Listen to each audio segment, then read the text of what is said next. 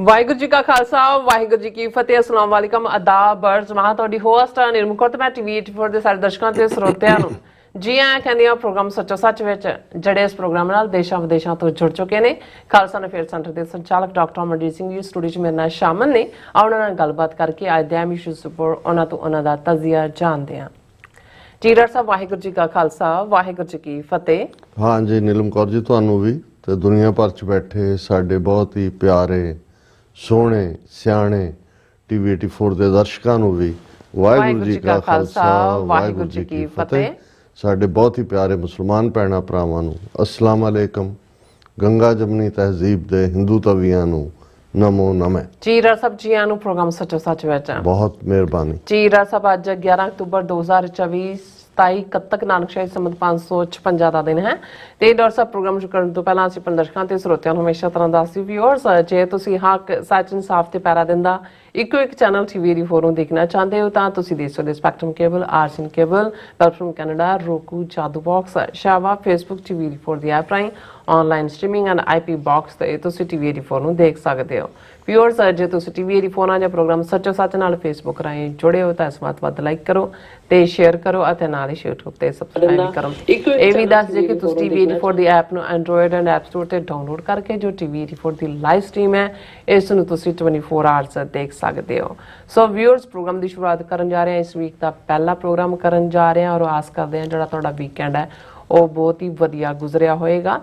ਸੋ ਅੱਜ ਦੇ ਪ੍ਰੋਗਰਾਮ ਨੂੰ ਸਪਾਂਸਰ ਕੀਤਾ ਗਿਆ ਹੈ ਯੂਬਾ ਸਿਟੀ ਨਗਰ ਕੀਰਤਨ ਦੇ ਦੌਰਾਨ ਜਿਹੜੀਆਂ ਸਿੱਖ ਸੰਗਤਾਂ ਵੱਲੋਂ ਉਹਨਾਂ ਦਾ ਜਿਹੜਾ ਤਿਲ ਫੁੱਲ ਹੈ ਉਹ ਜਿਹੜਾ ਅੱਜ ਦਾ ਸੱਚੋ ਸੱਚ ਪ੍ਰੋਗਰਾਮ ਹੈ ਉਹਨਾਂ ਵੱਲੋਂ ਜਿਹੜਾ ਸਪਾਂਸਰ ਕੀਤਾ ਗਿਆ। ਅਸੀਂ ਸਭ ਸਿੱਖ ਸੰਗਤਾਂ ਦਾ ਕੈਲੀਫੋਰਨੀਆ ਯੂਬਾ ਸਿਟੀ ਦੇ ਸਾਰੀਆਂ ਸਿੱਖ ਸੰਗਤਾਂ ਦਾ ਤਹਿ ਦਿਲ ਤੋਂ ਧੰਨਵਾਦ ਕਰਦੇ ਹਾਂ ਔਰ ਤੁਹਾਨੂੰ ਵੀ ਅਪੀਲ ਤੇ ਬੇਨਤੀ ਕਰਦੇ ਹਾਂ ਕਿ ਤੁਸੀਂ ਪ੍ਰੋਗਰਾਮ ਸੱਚੋ ਸੱਚ ਨੂੰ ਵੱਧ ਤੋਂ ਵੱਧ ਸਪਾਂਸਰ ਕਰੋ। ਸਪਾਂਸਰਸ਼ਿਪ ਲਈ ਤੁਸੀਂ ਸਾਨੂੰ ਕਾਲ ਕਰ ਸਕਦੇ ਹੋ ਸਾਡੇ ਫੋਨ ਨੰਬਰ ਤੇ 5166191984 ਸੇਮ ਨੰਬਰ ਤੇ WhatsApp ਕਰ ਸਕਦੇ ਹੋ।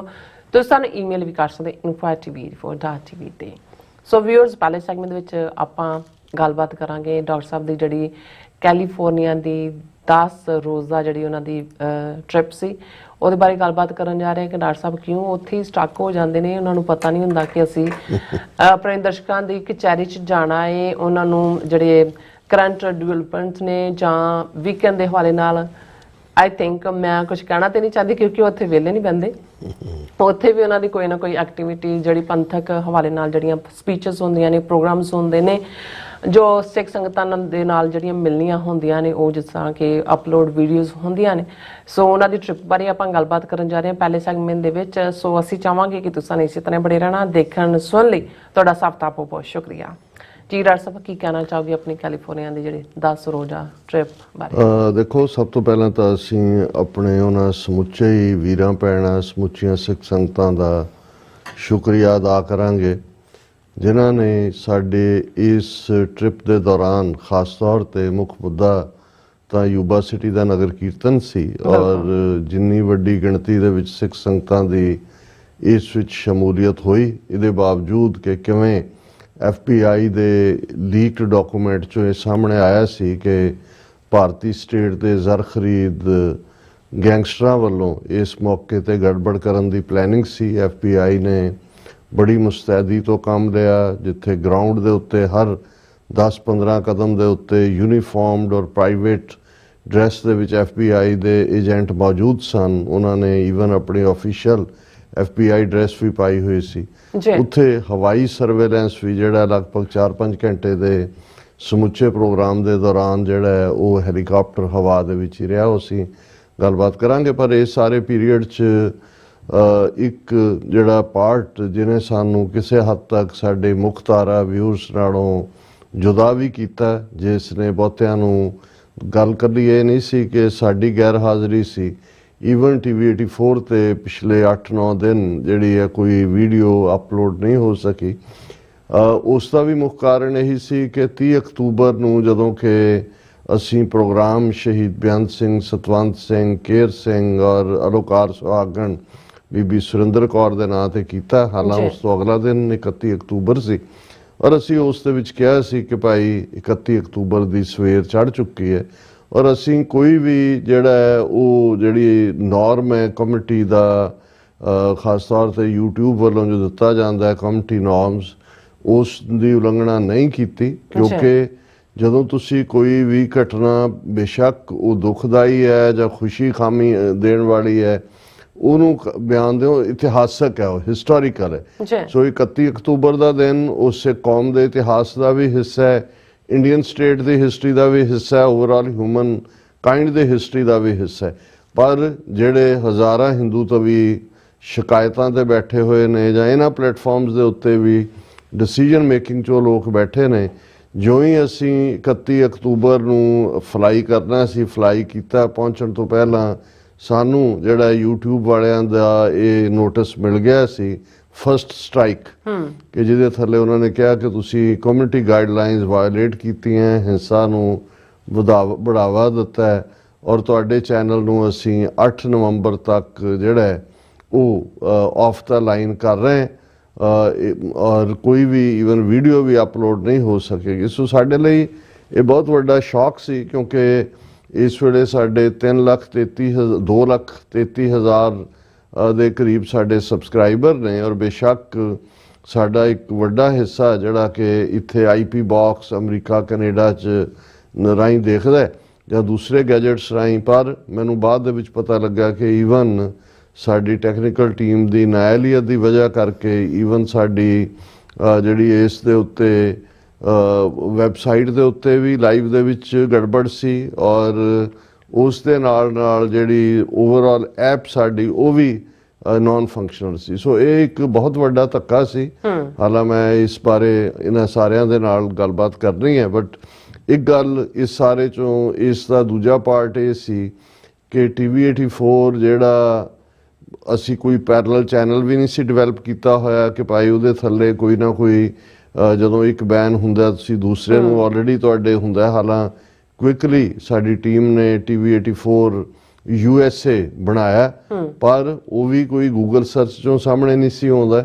ਨਤੀਜੇ ਦੇ ਤੌਰ ਤੇ ਜਿੰਨਿਆਂ ਨੂੰ ਲਿੰਕ ਦੇ ਤੌਰ ਤੇ ਫਾਰਵਰਡ ਕੀਤਾ ਗਿਆ, ਅਸੀਂ ਤਾਂ ਪ੍ਰੋਗਰਾਮ ਕਰ ਹੀ ਨਹੀਂ ਸੀ ਸਕਦੇ, ਮੈਂ ਤਾਂ ਵੈਸੇ ਵੀ ਟਰੈਵਲ 'ਚ ਸੀ, ਲੇਕਿਨ ਸਾਡੇ ਜਿਹੜੇ ਦੂਸਰੇ ਯੰਗਸਟਰਸ ਪ੍ਰੋਗਰਾਮ ਕਰਦੇ ਨੇ ਉਹ ਵੀ ਨਹੀਂ ਸੀ ਕਰ ਪਾ ਰਹੇ ਔਰ ਜੇ ਕੀਤਾ ਵੀ ਤਾਂ ਉਸ ਦਾ ਕੋਈ ਬਹੁਤਾ ਰਿਸਪੌਂਸ ਨਹੀਂ ਹੋਇਆ ਕਿਉਂਕਿ ਵਿਊਅਰਸ਼ਿਪ ਜਿਹੜੀ ਆ ਉਹ ਤੇ ਬਿਲਕੁਲ ਜ਼ੀਰੋ ਤੋਂ ਸ਼ੁਰੂ ਕਰਨ ਵਾਲੀ ਗੱਲ ਸੀ। ਸੋ ਇਹ ਮੈਂ ਸਮਝਦਾ ਹਾਂ ਵੀ ਸੋਚੀ ਸਮਝੀ ਸਾਜ਼ਿਸ਼, ਹੁਣ ਤਾਂ ਸਾਜ਼ਿਸ਼ ਲਫ਼ਜ਼ ਸਿੱਖ ਡਿਕਸ਼ਨਰੀ ਦਾ ਇੰਨਾ ਕਾਮਨ ਸ਼ਬਦ ਹੋ ਗਿਆ ਕਿ ਭਾਈ ਕਈ ਵਾਰ ਆਪਣੇ ਆਪ ਨੂੰ ਲੱਗਣ ਲੱਗ ਜਾਂਦਾ ਵੀ ਅਸੀਂ ਵੀ ਕਿੰਨੀਆਂ ਕੁ ਸਾਜ਼ਿਸ਼ਾਂ ਦਾ ਸ਼ਿਕਾਰ ਹੋਣ ਤੋਂ ਬਾਅਦ ਵੀ ਕਿੰਨੀਆਂ ਕੁ ਨਾਲ ਅਸੀਂ ਲੜ ਸਕਾਂਗੇ।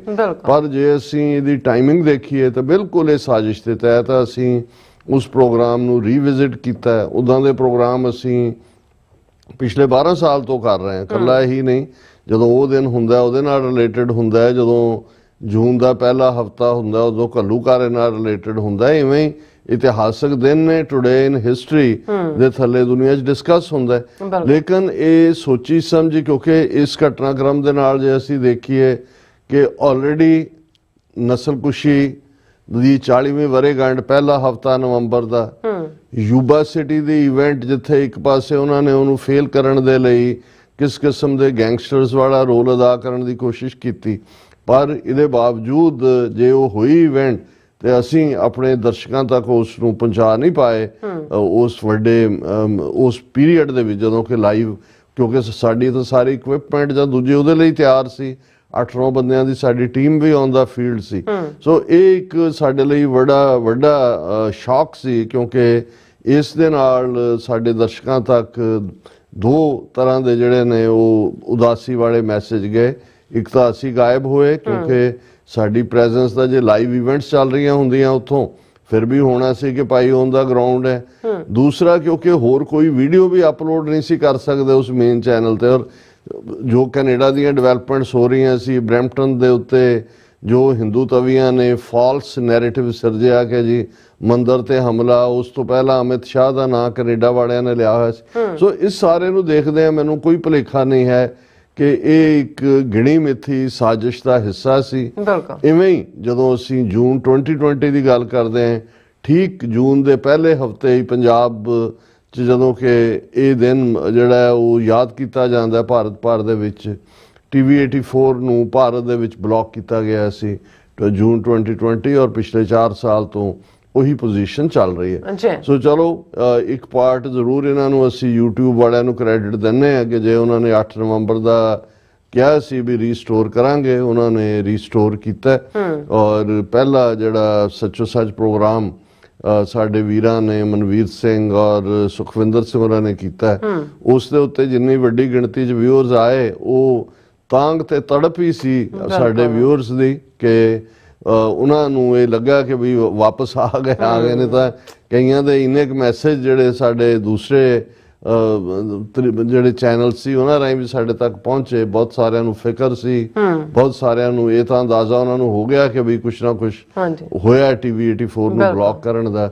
ਪਰ ਸਾਡੀ ਵੀ ਹੋਂਦ 'ਚ ਨਾ ਹਾਲਾਂ ਜਦੋਂ ਤੱਕ 8 ਨਵੰਬਰ ਤੋਂ ਬਾਅਦ ਹੋਇਆ, ਅਸੀਂ ਉਹ ਜਿਹੜੇ ਸਾਰੇ ਪ੍ਰੋਗਰਾਮ ਆਲਰੇਡੀ ਜਿਹੜਾ TV 84 USA ਦੇ ਥੱਲੇ ਚੱਲੇ ਹੋਏ ਸੀ ਜਾਂ ਸਾਡੀ ਟੀਮ ਨੇ ਰਿਕਾਰਡ ਕੀਤੇ ਨੇ, ਉਹਨਾਂ 'ਚੋਂ ਅਸੀਂ ਹੌਲੀ ਕਰਕੇ ਜਿਹੜਾ ਉਹ ਆਪਣੇ ਦਰਸ਼ਕਾਂ ਤੱਕ ਪਹੁੰਚਾ ਰਹੇ ਹਾਂ। ਆਲਰੇਡੀ ਜਿਹੜਾ ਸੈਕਰਾਮੈਂਟੋ ਦਾ ਪ੍ਰੋਗਰਾਮ ਸੀ, ਉਹਦੀ ਸਪੀਚ ਵੀ ਬੀਬੀ ਪਰਮਜੀਤ ਕੌਰ ਖਾਲੜਾ ਦੀ ਵੀ, ਔਰ ਫਿਰ ਜਿਹੜੀ ਸ਼੍ਰੋਮਣੀ ਅਕਾਲੀ ਦਲ ਅੰਮ੍ਰਿਤਸਰ ਦੀ ਸਿਆਸੀ ਕਾਨਫਰੰਸ ਹੋਈ ਸੈਟਰਡੇ, ਉਸ ਦੀ ਸਪੀਚ ਵੀ, ਪਲੱਸ ਹੋਰ ਵੀ ਪ੍ਰੋਗਰਾਮ ਆ ਰਹੇ ਨੇ। ਔਰ ਆਉਣ ਵਾਲੇ ਪੀਰੀਅਡ 'ਚ ਅਸੀਂ ਇਹਨੂੰ ਫੁੱਲ ਫਲੈਜਡ ਜਿਹੜਾ ਜਿਵੇਂ ਉਹ ਲਾਈਵ ਸੀ ਉਸ ਨੂੰ ਵੀ ਚਲਾਵਾਂਗੇ। ਸੋ ਇਹ ਸਾਡਾ ਕਹਾਣੀ ਹੈ ਕਿ ਭਾਈ ਇਹ ਕੀ ਹੋਇਆ ਵੀ ਅਸੀਂ ਕਿਵੇਂ ਬਿਲਕੁਲ ਆਊਟ ਆਫ ਟੱਚ ਹੋਏ।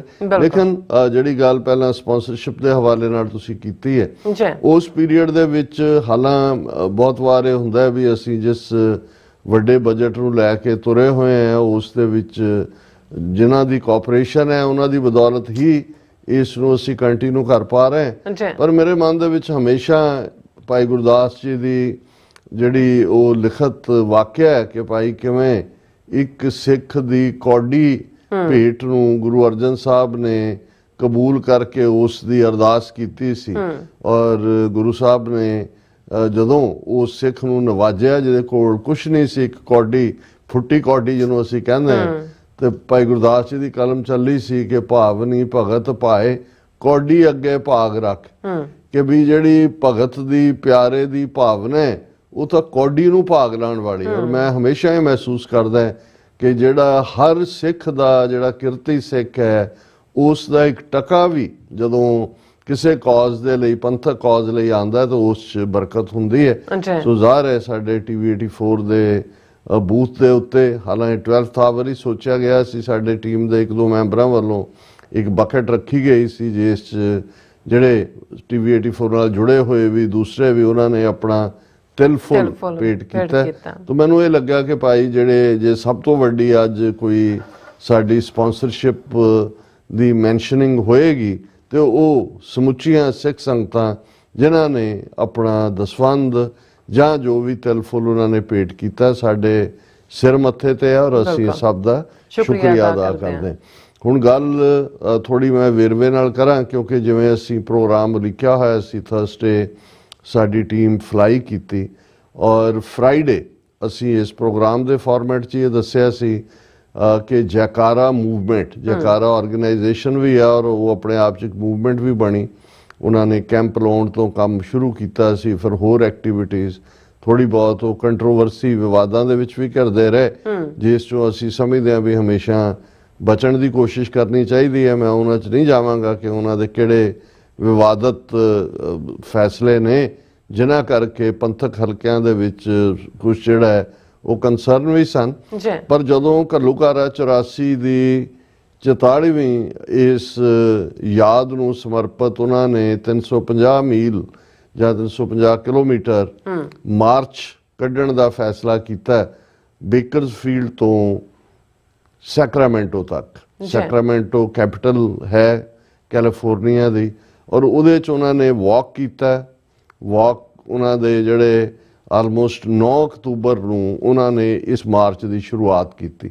ਸੋ ਇਹ ਬੜਾ ਸਿੰਬੋਲਿਕ ਹੈ ਕਿਉਂਕਿ 9 ਅਕਤੂਬਰ ਦਾ ਦਿਨ ਹੀ ਹੈ ਜਿਸ ਦਿਨ ਜਨਰਲ ਵੈਦਿਆ ਨੂੰ ਸਜ਼ਾ ਯਾਫਤਾ ਕੀਤਾ ਗਿਆ ਸੀ। ਸਜ਼ਾ ਯਾਫਤਾ ਕਰਨ ਵਾਲੇ ਭਾਈ ਹਰਜਿੰਦਰ ਸਿੰਘ ਜਿੰਦਾ, ਭਾਈ ਸੁਖਦੇਵ ਸਿੰਘ ਸੁੱਖਾ ਦਾ ਸ਼ਹੀਦੀ ਦਿਨ ਸੀ। ਸੋ ਉੱਥੋਂ ਸ਼ੁਰੂ ਕਰਕੇ ਉਹਨਾਂ ਨੇ ਜਿਹੜਾ ਉਸ ਨੂੰ 1 ਨਵੰਬਰ ਦੇ ਨਾਲ ਜੋੜਿਆ ਕਿਉਂਕਿ 1 ਨਵੰਬਰ ਅਸੀਂ ਉਹ 40ਵੀਂ ਦੁਖਦ ਯਾਦ ਨਵੰਬਰ 84 ਦੀ ਨਸਲਕੁਸ਼ੀ ਦੀ। ਜੀ। ਸੋ ਇਸ ਸਾਰੇ ਪੀਰੀਅਡ 'ਚ ਉਹਨਾਂ ਨੇ ਸੱਚਮੁੱਚ ਵਾਕ ਜਿਹੜੀ ਆ ਉਹ ਕੀਤਾ, ਕਿਤੇ ਪਗਡੰਡੀ ਕਿਤੇ ਦੂਸਰਾ ਹਾਈਵੇਜ਼ ਨੂੰ ਕ੍ਰਿਸ ਕ੍ਰਾਸ ਕਰਦੇ ਆ। ਬਿਲਕੁਲ। ਔਰ ਠੀਕ ਜਿਹੜਾ ਹੈ ਜਦੋਂ 1 ਨਵੰਬਰ ਨੂੰ ਉਹਨਾਂ ਦਾ ਉਹ ਕਾਫਲਾ ਜਿਹੜਾ ਰਾਤ ਉਹਨਾਂ ਇਲਾਕਿਆਂ ਦੇ ਗੁਰਦੁਆਰਿਆਂ 'ਚ ਪੜਾਅ ਕਰਦਾ ਸੀ, ਉਹ ਡਲਿਨੋ ਵੀ ਰੁਕੇ, ਬੇਕਰਸਫੀਲਡ ਵੀ ਰੁਕੇ, ਲਿਵਿੰਗਸਟਨ ਵੀ, ਟਰਲਕ ਵੀ, ਔਰ ਇਹ ਸਾਰੀ ਬੈਲਟ 'ਚੋਂ ਨਿਕਲ ਕੇ ਫਾਈਨਲੀ ਸੈਕਰਾਮੈਂਟੋ ਦੇ ਗੁਰਦੁਆਰਾ ਬਰਾਡਸ਼ਾਹ ਔਰ ਦੂਸਰਿਆਂ 'ਚੋਂ ਹੁੰਦੇ ਹੋਏ 1 ਨਵੰਬਰ ਨੂੰ ਜਿਹੜਾ ਉਹਨਾਂ ਨੇ ਸੈਕਰਾਮੈਂਟੋ ਦੀ ਕੈਪੀਟਲ 'ਚ ਉਹ ਆਏ। ਔਰ ਤੁਸੀਂ ਵੀ ਉੱਥੇ ਹੀ ਸੀ, ਸਾਡੀ ਸਾਰੀ ਟੀਮ ਉੱਥੇ ਸੀ। ਹਾਲਾਂ ਉਹਨਾਂ ਦੀ ਐਕਸਪੈਕਟੇਸ਼ਨ, ਕਿਉਂਕਿ ਪਹਿਲੀ ਆਪਣੀ ਕਿਸਮ ਦਾ ਇੱਕ ਪ੍ਰੋਗਰਾਮ ਸੀ ਔਰ ਉਹਨਾਂ ਨੂੰ ਕੋਈ ਇੰਨੀ ਐਕਸਪੈਕਟੇਸ਼ਨ ਨਹੀਂ ਸੀ ਵੀ ਕਿੰਨਾ ਕੁ ਹੁੰਗਾਰਾ ਮਿਲੇਗਾ। ਔਰ ਇਨੀਸ਼ੀਅਲ ਪਹਿਲੇ ਦਿਨਾਂ ਦੇ ਵਿੱਚ ਕੁਝ ਕੁ ਥਾਵਾਂ ਦੇ ਉੱਤੇ ਕੋਈ ਬਹੁਤੇ ਤੁਰਨ ਵਾਲੇ ਵੀ ਨਹੀਂ ਸਨ ਤੇ ਸਵਾਗਤ ਵਾਲੇ ਵੀ ਨਹੀਂ ਸੀ, ਪਰ ਇਹਨਾਂ 3 ਹਫ਼ਤਿਆਂ ਦੇ ਪੀਰੀਅਡ 'ਚ ਇੱਕ ਮੋਮੈਂਟਮ ਕ੍ਰੀਏਟ ਹੋਈ ਔਰ ਆਲਰੇਡੀ 200-300 ਦੇ ਕਰੀਬ ਸਿੱਖ ਸੰਗਤ ਇੰਤਜ਼ਾਰ ਕਰ ਰਹੀ ਸੀ ਕੈਪੀਟਲ ਦੇ ਉੱਤੇ ਜਦੋਂ ਕਿ ਉਹ ਮਾਰਚ ਉੱਥੇ ਪਹੁੰਚਦਾ ਹੈ। ਔਰ ਜਿਵੇਂ ਫਿਰ ਉਹਨਾਂ ਦਾ ਸਵਾਗਤ ਕੀਤਾ ਗਿਆ, ਆਮੋ ਸਾਹਮਣੇ ਦੋਵੇਂ ਪਾਸਿਓਂ, ਇੱਕ ਪਾਸਿਓਂ ਮਾਰਚ ਕਰਕੇ ਆਏ ਉਹ ਵੀਰ ਜਿਹੜੇ ਉਹਨਾਂ ਨੇ ਇਨਸਾਫ ਮਾਰਚ ਵੀ ਔਰ ਨਿਰਭਉ, ਉਹਦਾ ਨਾਂ ਵੀ ਉਹਨਾਂ ਨੇ ਇਹੀ ਰੱਖਿਆ ਸੀ ਕਿ ਵੀ ਬਿਨਾਂ ਭੈ ਤੋਂ ਲੇਕਿਨ ਜਸਟਿਸ ਦੇ ਲਈ। ਔਰ ਫਿਰ ਜਿਹੜਾ ਜਿੱਥੇ ਉਸ ਕੈਪੀਟਲ ਹਿੱਲ ਦੇ ਉੱਤੇ ਪੂਰਾ ਲੰਗਰ ਦਾ ਔਰ ਬੜਾ ਸ਼ਾਨਾ ਉਹਨਾਂ ਦਾ ਸਵਾਗਤ ਕੀਤਾ ਗਿਆ। ਔਰ ਫਿਰ ਕੈਪੀਟਲ ਦੀ ਜਿਹੜੀ ਹੈ ਉਸ ਸਰਾਊਂਡਿੰਗ ਦੇ ਵਿੱਚ ਇੱਕ ਵੱਡੀ ਪ੍ਰੋਫੈਸ਼ਨਲੀ ਸਟੇਜ ਬਣਾਈ ਗਈ ਸੀ। ਉਸ ਦੇ ਵਿੱਚ ਅਗਲੇ ਆਲਮੋਸਟ 2-3 ਘੰਟੇ ਜਿਹੜੀ ਹੈ ਉਹ ਰੈਲੀ ਹੋਈ।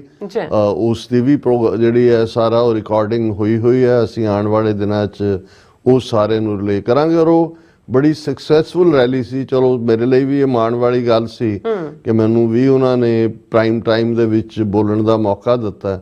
ਔਰ ਡਾਕਟਰ ਜਸਮੀਤ ਕੌਰ ਬੈਂਸ ਜਿਹੜੇ ਇਸ ਵਾਰ ਫਿਰ ਜਿਹੜੀ ਚੋਣ ਹੋਈ ਹੈ ਅਸੈਂਬਲੀ ਦੀ, ਉਹਦੇ 'ਚ ਬਹੁਤ ਜ਼ਿਆਦਾ ਵੋਟਾਂ ਦੇ ਨਾਲ ਉਹ ਬੇਕਰਸਫੀਲਡ ਤੋਂ ਜਿੱਤੇ ਨੇ। ਔਰ ਉਹਨਾਂ ਨੇ ਹੀ ਟ੍ਰਾਂਸਨੈਸ਼ਨਲ ਰਿਪਰੈਸ਼ਨ ਦੇ ਉੱਤੇ ਜਿਹੜਾ ਬਿੱਲ ਹੈ ਉਹ ਇੰਟਰੋਡਿਊਸ ਕਰਵਾ ਕੇ ਅਸੈਂਬਲੀ 'ਚ ਪਾਸ ਕਰਵਾਇਆ।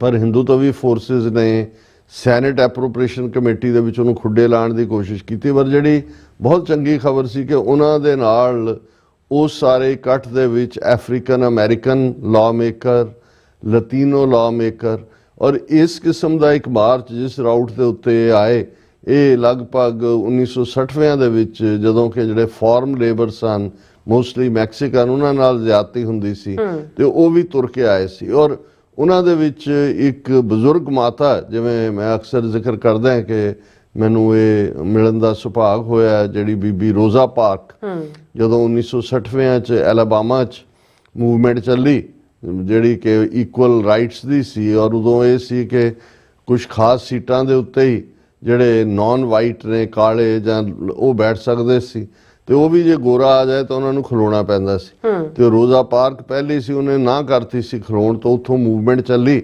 ਜਿਹੜੀ ਬੇਸ਼ੱਕ ਬੜੀ ਉਸ ਦੇ ਵਿੱਚ ਜਿਹੜਾ ਉਹ ਦੁਖਾਂਤ ਵੀ ਵਾਪਰੇ। ਪਰ ਅੱਜ ਜੇ ਇਕੁਅਲ ਰਾਈਟਸ ਦੀ ਅਸੀਂ ਗੱਲ ਕਰਦੇ ਹਾਂ ਤੇ ਰੋਜ਼ਾ ਪਾਰਕ ਇੱਕ ਲੈਜੈਂਡਰੀ ਫਿਗਰ ਸੀ ਔਰ ਉਹਦੇ ਨਾਲ ਮੈਨੂੰ ਮਿਲਣ ਦਾ ਵੀ ਸਬਬ ਹੋਇਆ। ਹੁਣ ਤਾਂ ਉਹ ਪਿੱਛੇ ਜੇ ਚੜ੍ਹਾਈ ਕਰ ਗਏ। ਇਸੇ ਤਰ੍ਹਾਂ ਜਿਹੜਾ 1960ਵਿਆਂ ਦੇ ਵਿੱਚ ਮਾਰਚ ਮੈਕਸੀਕਨ ਰਾਈਟਸ ਲਈ ਕੀਤਾ, ਉਹ ਬਜ਼ੁਰਗ ਬੀਬੀ ਵੀ ਉਸ ਥਾਂ ਤੇ ਮੌਜੂਦ ਸੀ। ਔਰ ਤੁਹਾਨੂੰ ਵੀ ਯਾਦ ਹੋਏਗਾ, ਤੁਸੀਂ ਵੀ ਆ ਕੇ ਨਾਲ ਪਿਕਚਰ ਲਵਾਈ ਹੈ ਔਰ ਦੂਸਰਿਆਂ ਨੇ ਵੀ। ਸੋ ਉਹਨਾਂ ਦੀ ਪ੍ਰੈਜੈਂਟੇਸ਼ਨ ਵੀ। ਔਰ ਫਿਰ ਇੱਕ ਐਸਾ ਹਾਦਸਾ ਜਿਹੜਾ ਕੁਛ ਵਰੇ ਪਹਿਲਾਂ ਜਿਹਦੇ 'ਚ ਕਿ 30-32 ਵਰਕਰ ਮਾਰੇ ਗਏ ਸੀ ਮੈਕਸੀਕਨ, ਉਹਨਾਂ ਨੇ ਭਾਵੇਂ ਆਪਣੀ ਲਤੀਨੀ ਜ਼ਬਾਨ ਦੇ ਵਿੱਚ ਹੀ ਕਿਹਾ, ਉਹਨੂੰ ਅੰਗਰੇਜ਼ੀ ਦੇ ਵਿੱਚ ਟਰਾਂਸਲੇਟ ਕੀਤਾ ਗਿਆ, ਫਿਰ ਪੰਜਾਬੀ 'ਚ ਕੀਤਾ ਗਿਆ। ਪਰ ਇਹ ਸਾਡੇ ਲਈ ਇੱਕ ਬੜਾ ਜ਼ਰੂਰੀ ਹੈ ਕਿ ਜੇ ਅਸੀਂ ਆਪਣੀ ਗੱਲ ਜਾਂ ਆਪਣੀ ਪੀੜ ਦੁਨੀਆ ਤੱਕ ਪਹੁੰਚਾਉਣੀ ਹੈ ਤਾਂ ਦੂਸਰੇ ਜਿਹੜੇ ਜਿੱਥੇ ਸਫ਼ਰ ਕਰਦੇ ਨੇ ਉਹਨਾਂ ਦੀ ਤਕਲੀਫ, ਉਹਨਾਂ ਦੀ ਪੀੜ ਜਿਹੜੀ ਹੈ ਉਹ ਸਾਡੀ ਪੀੜ ਬਣਨੀ ਚਾਹੀਦੀ ਹੈ। ਸੋ ਇਹ ਸਾਰੇ ਦੇ ਚੱਲਦੇ ਆ ਇੱਕ ਬੜਾ ਸਫਲ ਸਮਾਗਮ। ਔਰ ਡਾਕਟਰ ਜਸਮੀਤ ਕੌਰ ਬੈਂਸ ਦਾ ਬੜਾ ਜ਼ਬਰਦਸਤ ਪ੍ਰੈਜੈਂਟੇਸ਼ਨ ਸੀ। ਬੀਬੀ ਪਰਮਜੀਤ ਕੌਰ ਖਾਲੜਾ ਜਿਹੜੇ ਕਿ ਉਸ ਮੌਕੇ ਤੇ ਆਏ ਹੋਏ ਸਨ, ਉਹਨਾਂ ਨੇ ਵੀ ਐਡਰੈਸ ਕੀਤਾ। ਬਹੁਤ ਸਾਰੇ ਦੂਸਰੇ ਲਾਅ ਮੇਕਰਸ ਨੇ ਕੀਤਾ ਔਰ ਬੜੇ ਚੰਗੇ ਅੰਦਾਜ਼ ਦੇ ਵਿੱਚ ਜਿਹੜਾ ਇਹ ਸਾਰਾ ਮਾਹੌਲ ਔਰ ਲਗਭਗ 2-3 ਘੰਟੇ ਰੈਲੀ ਚੱਲੀ, ਜਿਹਨੂੰ ਸਾਡੀ ਟੈਕਨੀਕਲ ਟੀਮ ਨੇ ਕੈਮਰਾਬੰਦ ਕੀਤਾ ਹੈ। ਉਸ ਨੂੰ ਅਸੀਂ ਆਉਣ ਵਾਲੇ ਦਿਨਾਂ 'ਚ ਸਾਂਝਾ ਕਰਾਂਗੇ। ਸੋ ਇਹ ਸਾਡੀ ਜਿਹੜੀ ਹੈ ਸੈਕਰਾਮੈਂਟੋ ਦੀ ਇਵੈਂਟ ਤੋਂ ਬਾਅਦ, ਕਿਉਂਕਿ ਜਾ ਕੇ ਉੱਥੇ ਆਪਣਾ ਟੈਂਟ ਲਾਣਾ ਵੀ ਇਵੇਂ ਹੀ ਹੁੰਦਾ ਹੈ ਵੀ ਜਿਵੇਂ ਉਹ ਪੰਜਾਬ ਦੇ ਵਿੱਚ ਜ਼ਮੀਨ ਤੁਸੀਂ ਖਰੀਦੀ ਹੁੰਦੀ ਹੈ, ਤੁਸੀਂ ਕੰਧ ਵੀ ਕਰਾਈ ਹੁੰਦੀ ਹੈ, ਤੇ ਜਦੋਂ ਕੋਈ 6 ਮਹੀਨੇ ਬਾਅਦ ਜੇਬ 'ਚ ਹੱਥ ਪਾ ਕੇ ਜਾਂਦਾ ਦੇਖ ਆਈਏ ਤਾਂ ਉੱਥੇ ਕਿਸੇ ਹੋਰ ਦਾ ਹੀ ਘਰ ਖੜਾ ਹੁੰਦਾ, ਤੇ ਉਹ ਕਹਿੰਦਾ ਵੀ ਕਿਹੜੀ ਜ਼ਮੀਨ। ਹਾਲ ਤਾਂ ਹੁਣ ਸਾਡੇ ਵੀ ਸਮਾਗਮਾਂ ਤੇ ਇਹੀ ਹੁੰਦਾ ਹੈ ਕਿ ਵੀ ਜੇ ਤੁਸੀਂ ਪੂਰਾ ਰਾਉਂਡ ਦਾ ਕਲੌਕ ਨਾ ਰੱਖੋ ਤਾਂ ਤੁਹਾਡਾ ਟੈਂਟ ਕੱਟ ਕੇ ਕਿਸੇ ਹੋਰ ਰੁਕਿਆ ਵੀ। ਸਾਡੇ ਨਾਲ ਇਵੇਂ ਹੀ ਜਦੋਂ ਅਸੀਂ ਫਰਾਈਡੇ ਜਾ ਕੇ ਦੇਖਿਆ ਤਾਂ ਉੱਥੇ ਕਿਸੇ ਹੋਰ ਨੇ ਆਪਣੇ ਝੰਡੇ ਗੱਡੇ ਸੀ, ਔਰ ਫਿਰ ਸਾਡੇ ਵੀ ਉਸੇ ਹੀ ਮਿੱਟੀ ਦੇ ਬਣੇ ਹੋਏ ਨੇ, ਉਹਨਾਂ ਨੇ ਵੀ ਟਰੱਕ ਕਿਤੇ ਫਸਾਇਆ, ਸੜਕ ਉਹਦੀ ਰੱਸੀ ਕਿਤੇ ਲਾਈ, ਦੂਜਾ ਕਿਤੇ ਲਾਇਆ। ਪਰ ਚਲੋ ਮੁੱਕਦੀ ਗੱਲ, ਇਸ ਵਾਰ ਥੋੜਾ ਜਿਹਾ ਵੈਦਰ ਤਾਂ ਹੈ ਹੀ ਸੀ ਖਰਾਬ, ਅਰੇਂਜਮੈਂਟ ਦੇ ਪੱਖੋਂ ਵੀ, ਜਿਵੇਂ ਅੰਦਰ ਟੈਂਟ ਦੇ ਵਿੱਚ ਇਨਫ ਸਪੇਸ ਹੁੰਦਾ ਹੈ, ਕਿਉਂਕਿ 2 ਟੈਂਟ ਸਾਡੇ ਹੁੰਦੇ ਨੇ, ਇੱਕ ਗੁਰਦੁਆਰਾ ਕੰਪਲੈਕਸ ਦੇ ਅੰਦਰ ਜਿੱਥੇ ਆ ਕੇ ਦੂਸਰੀ ਵੀ ਸੰਗਤ ਜਾਂ ਕਿਸੇ ਨਾਲ ਇੰਟਰਵਿਊ ਕਰਨਾ ਹੋਏ ਉਹ ਚੱਲ ਜਾਂਦਾ ਹੈ, ਤੇ ਦੂਸਰਾ ਫਿਰ ਜਦੋਂ ਨਗਰ ਕੀਰਤਨ ਮਾਰਚ ਕਰਦਾ ਹੈ, ਨਗਰ ਕੀਰਤਨ ਦਾ ਰਾਊਟ ਹੈ ਉਹ ਬਿਲਕੁਲ ਸਾਈਡ ਤੇ ਹੁੰਦਾ ਹੈ, ਜਿੱਥੇ ਸਾਡੇ ਕੈਮਰੇ ਉੱਤੇ ਆਪ ਵਹੀਕਲ ਤੇ ਵੀ ਲੱਗੇ ਹੁੰਦੇ ਨੇ, ਸੜਕ 'ਚ ਵੀ ਹੁੰਦੇ ਨੇ, ਔਰ ਤੁਸੀਂ ਇੰਟਰਵਿਊ ਕਰਦੇ ਹੋ ਰੈਗੂਲਰਲੀ। ਸੋ ਪਹਿਲਾ ਪਾਰਟ ਸਾਡਾ, ਔਰ ਕਿਉਂਕਿ ਫਰਾਈਡੇ ਸ਼ਾਮ ਜਿਹੜਾ ਉਹ ਆਤਿਸ਼ਬਾਜ਼ੀ ਦਾ ਹੁੰਦਾ ਹੈ, ਤੇ ਐਤਕੀ ਮੀਂਹ ਨੇ ਵੀ ਪੂਰਾ, ਮੀਂਹ ਦੇ ਫਰਾਟੇ ਛਰਾਟੇ ਜਿਹੜੇ ਨੇ ਉਹਨਾਂ ਨੇ ਉਹ ਕਿਸੇ ਨੂੰ ਸਾਹ ਨਹੀਂ ਲੈਣ ਦਿੱਤਾ, ਉਹ ਵਿਚਾਰੇ ਡਿਲੇ ਕਰਦੇ ਗਏ ਆਤਿਸ਼ਬਾਜ਼ੀ ਘੰਟਾ ਡੇਢ ਪਤਾ ਨਹੀਂ ਫਿਰ ਕਦੋਂ ਕੁ ਜਾ ਕੇ, ਜਦੋਂ ਕਿ ਉੱਥੇ ਕੋਈ ਬਹੁਤੀ ਸੰਗਤ ਨਹੀਂ ਸੀ। ਸੋ ਅਗਲੇ ਦਿਨ ਵੀ ਸੈਚਰਡੇ ਹਾਲਾਂ ਮੀਂਹ ਦੀ ਸੰਭਾਵਨਾ ਨਹੀਂ ਸੀ, ਪਰ ਅਰਲੀ ਜੋ ਹੈ, ਔਰ ਉੱਥੇ ਕਿਉਂਕਿ ਇੰਨੀ ਵੱਡੀ ਗਿਣਤੀ ਸਿੱਖ ਸੰਗਤਾਂ ਆਉਂਦੀਆਂ ਨੇ ਕਿ ਮੀਲਾਂ ਤੱਕ ਉਹਨਾਂ ਨੇ ਜ਼ਮੀਨ ਪੱਧਰੀ ਕਰਕੇ ਪਾਰਕਿੰਗ ਦੇ ਲਈ ਬਣਾਈ ਹੁੰਦੀ ਹੈ, ਤੇ ਜਦੋਂ ਮੀਂਹ ਪੈ ਗਿਆ ਔਰ ਫਿਰ ਚਿੱਕੜ, ਮਾੜੀਆਂ ਮੋਟੀਆਂ ਗੱਡੀਆਂ ਤਾਂ 4 ਸਿਲੰਡਰ ਵਾਲੀਆਂ ਉਹੀ ਫਸੀਆਂ ਹੋਈਆਂ ਸੀ, ਉਹ ਇੱਕ ਬੜਾ, ਜਿਸ ਨੂੰ ਤੁਸੀਂ ਕਹੋ ਕਿ ਵੀ ਇਸ ਕਿਸਮ ਦਾ ਅਫਰਾ ਤਫਰੀ ਵਾਲਾ ਮਾਹੌਲ ਵੀ ਬਣ ਜਾਂਦਾ ਹੈ। ਪਰ ਕੁੱਲ ਮਿਲਾ ਕੇ ਮੈਂ ਇਹ ਸਮਝਦਾ ਸਿੱਖਾਂ ਦੀ ਰੈਜ਼ਿਲੀਅੰਸ ਹੈ, ਹਰ ਉਸ ਮਾਹੌਲ 'ਚ ਗੱਡੀ ਫਸੀ ਵੀ ਹੋਈ ਹੈ, ਪੈਦਲ ਤੁਰ ਕੇ ਆ ਰਹੇ ਨੇ, ਕੋਈ ਕਿਸੇ ਨੂੰ ਸ਼ਿਕਾਇਤ ਨਹੀਂ ਹੈ, ਕੋਈ ਕਿਸੇ ਤੇ ਗਿਲਾ ਨਹੀਂ ਹੈ, ਔਰ ਸਾਰੇ ਇੱਕ ਦੂਸਰੇ ਦੀ ਮਦਦ ਤੇ ਨੇ, ਲੰਗਰ ਵੀ ਨੇ, ਦੂਸਰਾ ਵੀ ਸਾਰੇ ਪ੍ਰਬੰਧ ਚੱਲ ਰਹੇ ਨੇ।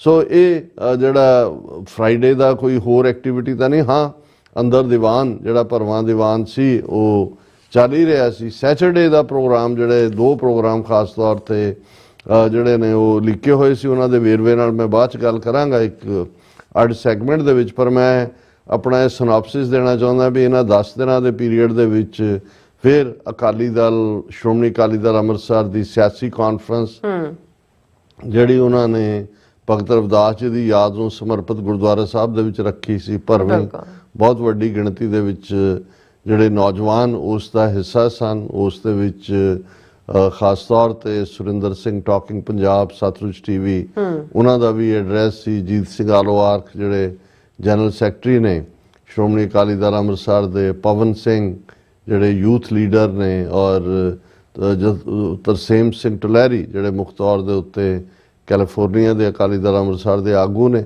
ਔਰ ਉਹਨਾਂ ਨੇ ਮੈਨੂੰ ਐਜ਼ ਏ ਚੀਫ ਗੈਸਟ ਦਾ ਆਨਰ ਦਿੱਤਾ, ਔਰ ਉਸ ਦੀ ਕਵਰੇਜ ਵੀ ਜਿਹੜੀ ਹੈ ਉਹ ਸਮਾਗਮ ਦੀ ਆਉਣ ਵਾਲੇ ਦਿਨਾਂ 'ਚ ਰਿਲੇ ਹੋਏਗੀ। ਔਰ ਫਿਰ ਉਸੇ ਸ਼ਾਮ ਜਿਹੜਾ ਮੁੱਖ ਦੀਵਾਨ ਹੁੰਦਾ ਗੁਰਦੁਆਰਾ ਸਾਹਿਬ 'ਚ, ਉਸ ਦਾ ਵੀ ਐਡਰੈਸ ਸੀ, ਉਹਦਾ ਵੀ ਅਸੀਂ ਜ਼ਿਕਰ ਵੇਰਵੇ ਨਾਲ ਕਰਾਂਗੇ।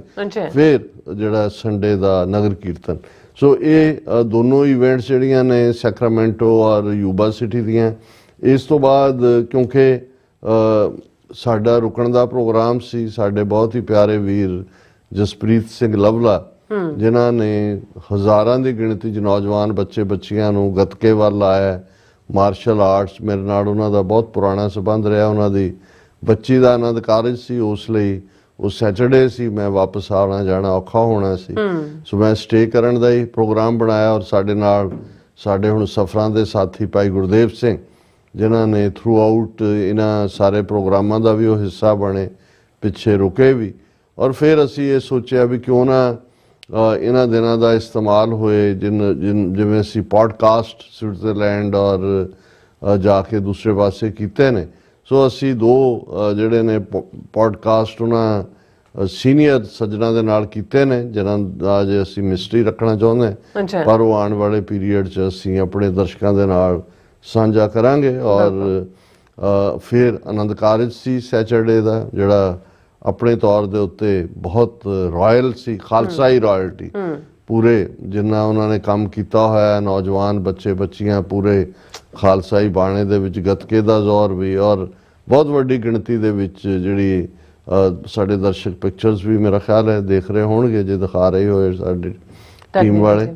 ਸੋ ਉਹ ਸਾਰਾ ਪਾਰਟ ਵੀ ਆਪਣੇ ਆਪ ਦੇ ਵਿੱਚ ਸੀ। ਔਰ ਫਿਰ ਐਲ ਸਬਰਾਂਟੇ ਗੁਰਦੁਆਰਾ ਸਾਹਿਬ ਸੈਨ ਫਰਾਂਸਿਸਕੋ ਬੇ ਏਰੀਆ 'ਚ ਦਾ ਇੱਕ ਪੁਰਾਣਾ ਜਿਹੜਾ ਬੜਾ ਵੱਡਾ ਉੱਚੇ ਪਹਾੜੀ ਦੇ ਉੱਤੇ ਹੈ, ਉਹਨਾਂ ਦੇ ਜਿਹੜੇ ਪ੍ਰਬੰਧਕ ਨੇ ਉਹਨਾਂ ਦੇ ਨਾਲ ਸੰਪਰਕ ਹੋਇਆ। ਉਹਨਾਂ ਨੇ ਐਤਵਾਰ ਦੇ ਦੀਵਾਨ ਲਈ ਸਾਨੂੰ ਸੱਦਾ ਦਿੱਤਾ ਹੈ ਔਰ ਬੀਤੇ ਕੱਲ ਅਸੀਂ ਉੱਥੇ ਸੰਗਤ ਦੇ ਰੂਬਰੂ ਹੋਏ, ਹੋਰ ਵੀ ਵੀਰਾਂ ਨੂੰ ਮਿਲੇ ਔਰ ਕੱਲ ਰਾਤ ਹੀ ਫਿਰ ਸਾਡੀ ਜਿਹਨੂੰ ਰੈੱਡ ਆਈ ਫਲਾਈਟ ਕਹਿੰਦੇ ਨੇ, ਅੱਖਾਂ ਲਾਲ ਕਰ ਦੇਣੀ, ਔਰ ਅਸੀਂ ਪਹੁੰਚ ਗਏ। ਹਾਲਾਂ ਕਾਫੀ ਐਗਜ਼ੌਸ਼ਨ ਵਾਲਾ ਇਹ ਸਾਰਾ ਟ੍ਰਿਪ ਸੀ ਕਿਉਂਕਿ ਕੈਲੀਫੋਰਨੀਆ ਵੀ ਆਲਮੋਸਟ ਮੈਂ ਤਾਂ ਇਹ ਸਮਝਦਾ ਵੀ ਜੇ ਬੇ ਏਰੀਏ ਤੋਂ ਬੇਕਰਸਫੀਲਡ ਤੱਕ ਜਾਣਾ ਹੈ ਤੇ ਯੂਰਪ ਦੇ 5 ਮੁਲਕ ਕਵਰ ਹੋ ਜਾਂਦੇ ਨੇ 5 ਘੰਟੇ 6 ਦੀ ਡਰਾਈਵ ਔਰ ਇੱਕ ਪਾਸਿਓਂ ਦੂਸਰੇ। ਲੇਕਿਨ ਫਿਰ ਵੀ ਸੰਗਤ ਦਾ ਪਿਆਰ, ਸੰਗਤ ਦੀ ਅਸੀਸ ਔਰ ਜਿਸ ਕਿਸਮ ਦੀ ਮੋਟੀਵੇਸ਼ਨ ਸਾਨੂੰ ਆਪਣੇ ਭਰਾਵਾਂ ਭੈਣਾਂ ਦੇ ਨਾਲ ਮਿਲ ਕੇ ਹੁੰਦੀ ਹੈ ਉਹ ਸਾਨੂੰ that keeps us going। ਬਿਲਕੁਲ। ਔਰ ਮੈਂ ਇਹ ਮਹਿਸੂਸ ਕੀਤਾ ਕਿ ਭਾਈ ਹੁਣ ਗੈਰ ਹਾਜ਼ਰੀਆਂ ਹੋ ਗਈਆਂ, ਅੱਜ ਭਾਵੇਂ ਨਹੀਂ ਵੀ ਮਨ ਕਰਦਾ ਲੇਕਿਨ ਅੱਜ ਪ੍ਰੋਗਰਾਮ ਜ਼ਰੂਰ ਕਰਨਾ।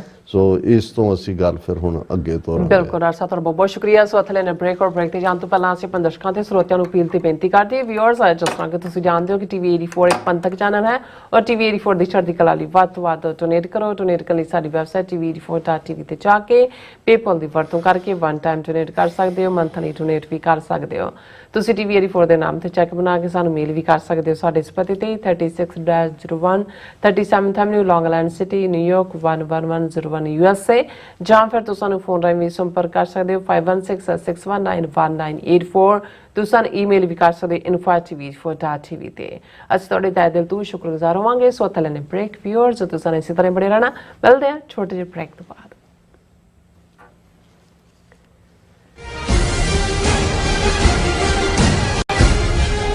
ਅਮਰੀਕਾ ਵਿੱਚ ਰਹਿ ਰਹੇ ਹੋ ਅਤੇ ਡਰਾਈਵਿੰਗ ਲਾਇਸੈਂਸ ਲੈਣਾ ਚਾਹੁੰਦੇ ਹੋ ਤੇ ਲੱਭ ਰਹੇ ਹੋ ਇੱਕ ਤਜਰਬੇਕਾਰ ਡਰਾਈਵਿੰਗ ਸਕੂਲ, ਤਾਂ ਤੁਹਾਡੇ ਲਈ ਹੈ ਵੱਡੀ ਖੁਸ਼ਖਬਰੀ। ਕੈਲੀਫੋਰਨੀਆ ਦਾ ਸਟਾਕਟਨ ਟਰੱਕ ਡਰਾਈਵਿੰਗ ਸਕੂਲ ਤੁਹਾਨੂੰ ਦੇਵੇਗਾ ਡਰਾਈਵਿੰਗ ਸਿਖਲਾਈ ਅਤੇ ਡਰਾਈਵਿੰਗ ਦੌਰਾਨ ਪੇਸ਼ ਆਉਂਦੀਆਂ ਮੁਸ਼ਕਲਾਂ ਨਾਲ ਨਜਿੱਠਣ ਦੀ ਸਿਖਲਾਈ। 25 ਸਾਲ ਤੋਂ ਵੀ ਵੱਧ ਦੇ ਤਜਰਬੇ ਨਾਲ ਤੁਹਾਨੂੰ ਮਿਲੇਗੀ ਡਰਾਈਵਿੰਗ ਨਾਲ ਸੰਬੰਧਿਤ ਹਰ ਤਰ੍ਹਾਂ ਦੀ ਸਿਖਲਾਈ, ਉਹ ਵੀ ਵਾਜਿਬ ਕੀਮਤ ਵਿੱਚ। ਫਿਰ ਦੇਰ ਕਿਸ ਗੱਲ ਦੀ, ਅੱਜ ਹੀ ਸੰਪਰਕ ਕਰੋ 2097883308 ਜਾਂ ਫਿਰ 2093139919 ਨੰਬਰਾਂ ਤੇ ਅਤੇ ਪਾਓ ਆਪਣਾ driving licence.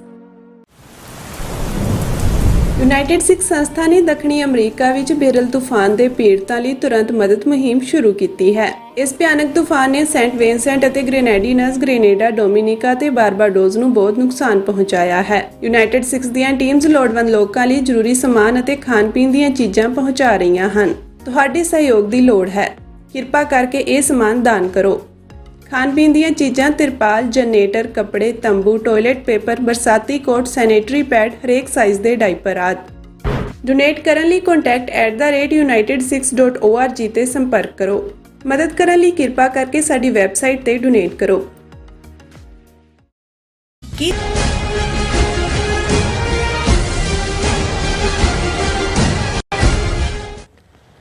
Viewers, welcome back to programme. So viewers, ਗੱਲਬਾਤ ਕਰਨ ਜਾ ਰਹੇ ਹਾਂ ਜਿਹੜੀ ਕੈਲੀਫੋਰਨੀਆ ਦੇ ਵਿੱਚ 2 ਮੇਜਰ ਇਵੈਂਟਸ ਹੋਈਆਂ ਨੇ ਉਸ ਬਾਰੇ ਆਪਾਂ ਗੱਲਬਾਤ ਕਰਨ ਜਾ ਰਹੇ ਹਾਂ। TV 84 ਦੀ ਟੀਮ ਨੇ ਇਸ ਨੂੰ ਫੁੱਲੀ ਕਵਰ ਕੀਤਾ ਔਰ ਜਿਹੜਾ ਸੈਕਰਾਮੈਂਟੋ ਅਤੇ ਜਿਹੜਾ ਇਹ ਇਵੈਂਟਸ ਹੋਈਆਂ ਨੇ ਸੈਕਰਾਮੈਂਟੋ ਐਂਡ ਯੂਬਾ ਸਿਟੀ ਵਿੱਚ ਹੋਈਆਂ ਨੇ। ਸੋ ਸੈਕਰਾਮੈਂਟੋ ਵਿੱਚ ਜਿਹੜਾ 350 ਕਿਲੋਮੀਟਰ ਦਾ ਇਨਸਾਫ ਮਾਰਚ ਕੱਢਿਆ ਗਿਆ, ਜਦੋਂ ਕਿ ਯੂਬਾ ਸਿਟੀ ਵਿੱਚ ਗੁਰੂ ਗ੍ਰੰਥ ਸਾਹਿਬ ਜੀ ਦਾ ਜਿਹੜਾ ਗੁਰਗੱਦੀ ਦਿਵਸ ਨਗਰ ਕੀਰਤਨ ਦੇ ਵਿੱਚ ਲੱਖਾਂ ਦੀ ਗਿਣਤੀ ਵਿੱਚ ਸਿੱਖ ਸੰਗਤਾਂ ਨੇ ਸ਼ਮੂਲੀਅਤ ਕੀਤੀ ਹੈ ਔਰ ਹਰ ਪਾਸੇ ਖਾਲਸਾ ਦੀਆਂ ਗੂੰਜਾਂ ਸਨ। ਸੋ ਇਹਨਾਂ ਦੋਨਾਂ ਇਵੈਂਟਸ ਬਾਰੇ ਆਪਾਂ ਗੱਲਬਾਤ ਕਰਨ ਜਾ ਰਹੇ ਹਾਂ। ਇਸ ਬਾਰੇ ਆਪਾਂ ਪਹਿਲੇ ਸਮੇਂ ਦੇ ਵਿੱਚ ਵੀ ਗੱਲਬਾਤ ਕੀਤੀ ਹੈ, ਪਰ ਹੁਣ ਆਪਾਂ ਵੇਰਵੇ ਨਾਲ ਗੱਲਬਾਤ ਕਰਨ ਜਾ ਰਹੇ ਹਾਂ। ਸੋ ਅਸੀਂ ਚਾਹਾਂਗੇ ਕਿ ਤੁਸੀਂ ਇਸੇ ਤਰ੍ਹਾਂ ਬੜੇ ਰਹਿਣਾ। ਦੇਖਣ ਸੁਣਨ ਲਈ ਲਿਖਣ ਲਈ ਤੁਹਾਡਾ ਸਭ ਦਾ ਬਹੁਤ ਬਹੁਤ ਧੰਨਵਾਦ। ਜੀ ਡਾਕਟਰ ਸਾਹਿਬ, ਕੀ ਕਹਿਣਾ ਚਾਹੋਗੇ? ਦੇਖੋ, ਜਿਹੜਾ ਸਾਡਾ ਦੁਸ਼ਮਣ ਹੈ ਹਿੰਦੂਤਵੀ ਵਿਚਾਰਧਾਰਾ ਵਾਲਾ ਭਾਰਤ ਮੁਲਕ ਔਰ ਉਹਨਾਂ ਦੇ ਟੌਂਟ ਪਟੌਂਟ ਦੁਨੀਆ ਭਰ 'ਚ ਜੀ, ਉਹ ਕਿਸੇ ਵੀ ਨਿੱਕੀ ਜਿਹੀ ਘਟਨਾ ਨੂੰ ਜਿਸ ਅੰਦਾਜ਼ ਦੇ ਵਿੱਚ ਬਿਆਨਦੇ ਨੇ, ਉਸ ਬਿਰਤਾਂਤ ਨੂੰ ਜਿਹੜਾ ਉਹ ਝੂਠਾ ਸਿਰਜਦੇ ਨੇ, ਫਿਰ ਉਹ ਬਾਰ-ਬਾਰ ਰੱਬ ਕਰਦੇ ਨੇ। ਬਿਲਕੁਲ। ਤੇ ਸਾਨੂੰ ਵੀ ਇਸ ਗੱਲ ਦਾ ਧਿਆਨ ਰੱਖਣਾ ਚਾਹੀਦਾ ਹੈ ਕਿ ਵੀ ਜਿਸ ਲੈਵਲ ਦੀਆਂ ਇਹ ਸਾਡੀਆਂ ਇਵੈਂਟਸ ਹੁੰਦੀਆਂ ਨੇ ਜਾਂ ਹੋਈਆਂ ਨੇ, ਇਹ ਬਹੁਤ ਅਹਿਮੀਅਤ ਵਾਲੀਆਂ ਨੇ ਔਰ ਇਹਨਾਂ ਦਾ ਜਿੰਨਾ ਵੇਰਵੇ ਨਾਲ ਜ਼ਿਕਰ ਹੋਏ, ਜਿਸ ਨੂੰ ਵੱਧ ਤੋਂ ਵੱਧ ਲੋਕਾਂ ਤੱਕ ਪਹੁੰਚਾਇਆ ਜਾਏ। ਗੱਲ ਸਿਰਫ ਇਹ ਨਹੀਂ ਹੁੰਦੀ ਵੀ ਕਿਤੇ ਲੱਖ ਬੰਦਾ ਇਕੱਠਾ ਹੋਇਆ, ਉਹਨਾਂ ਨੇ ਲੰਗਰ ਔਰ ਗੰਨੇ ਦਾ ਰਸ ਤੇ ਮਸੰਮੀ ਦਾ ਰਸ ਤੇ ਦੂਜਾ ਖਾਧਾ ਔਰ ਤੁਰ ਗਏ। ਗੱਲ ਇਹ ਨਹੀਂ ਹੈ। ਗੱਲ ਤੁਸੀਂ ਇਹਨਾਂ ਦੋਨਾਂ ਦਾ ਹੀ ਅਸੀਂ ਜੇ ਜ਼ਿਕਰ ਕਰੀਏ, ਜਾਂ ਜਿਵੇਂ ਮੈਂ ਜਸਪ੍ਰੀਤ ਸਿੰਘ ਲਵਲੇ ਦੀ ਬੇਟੀ ਦੇ ਆਨੰਦਕਾਰੀ ਦੇ ਹਵਾਲੇ ਨਾਲ ਵੀ ਗੱਲ ਕੀਤੀ।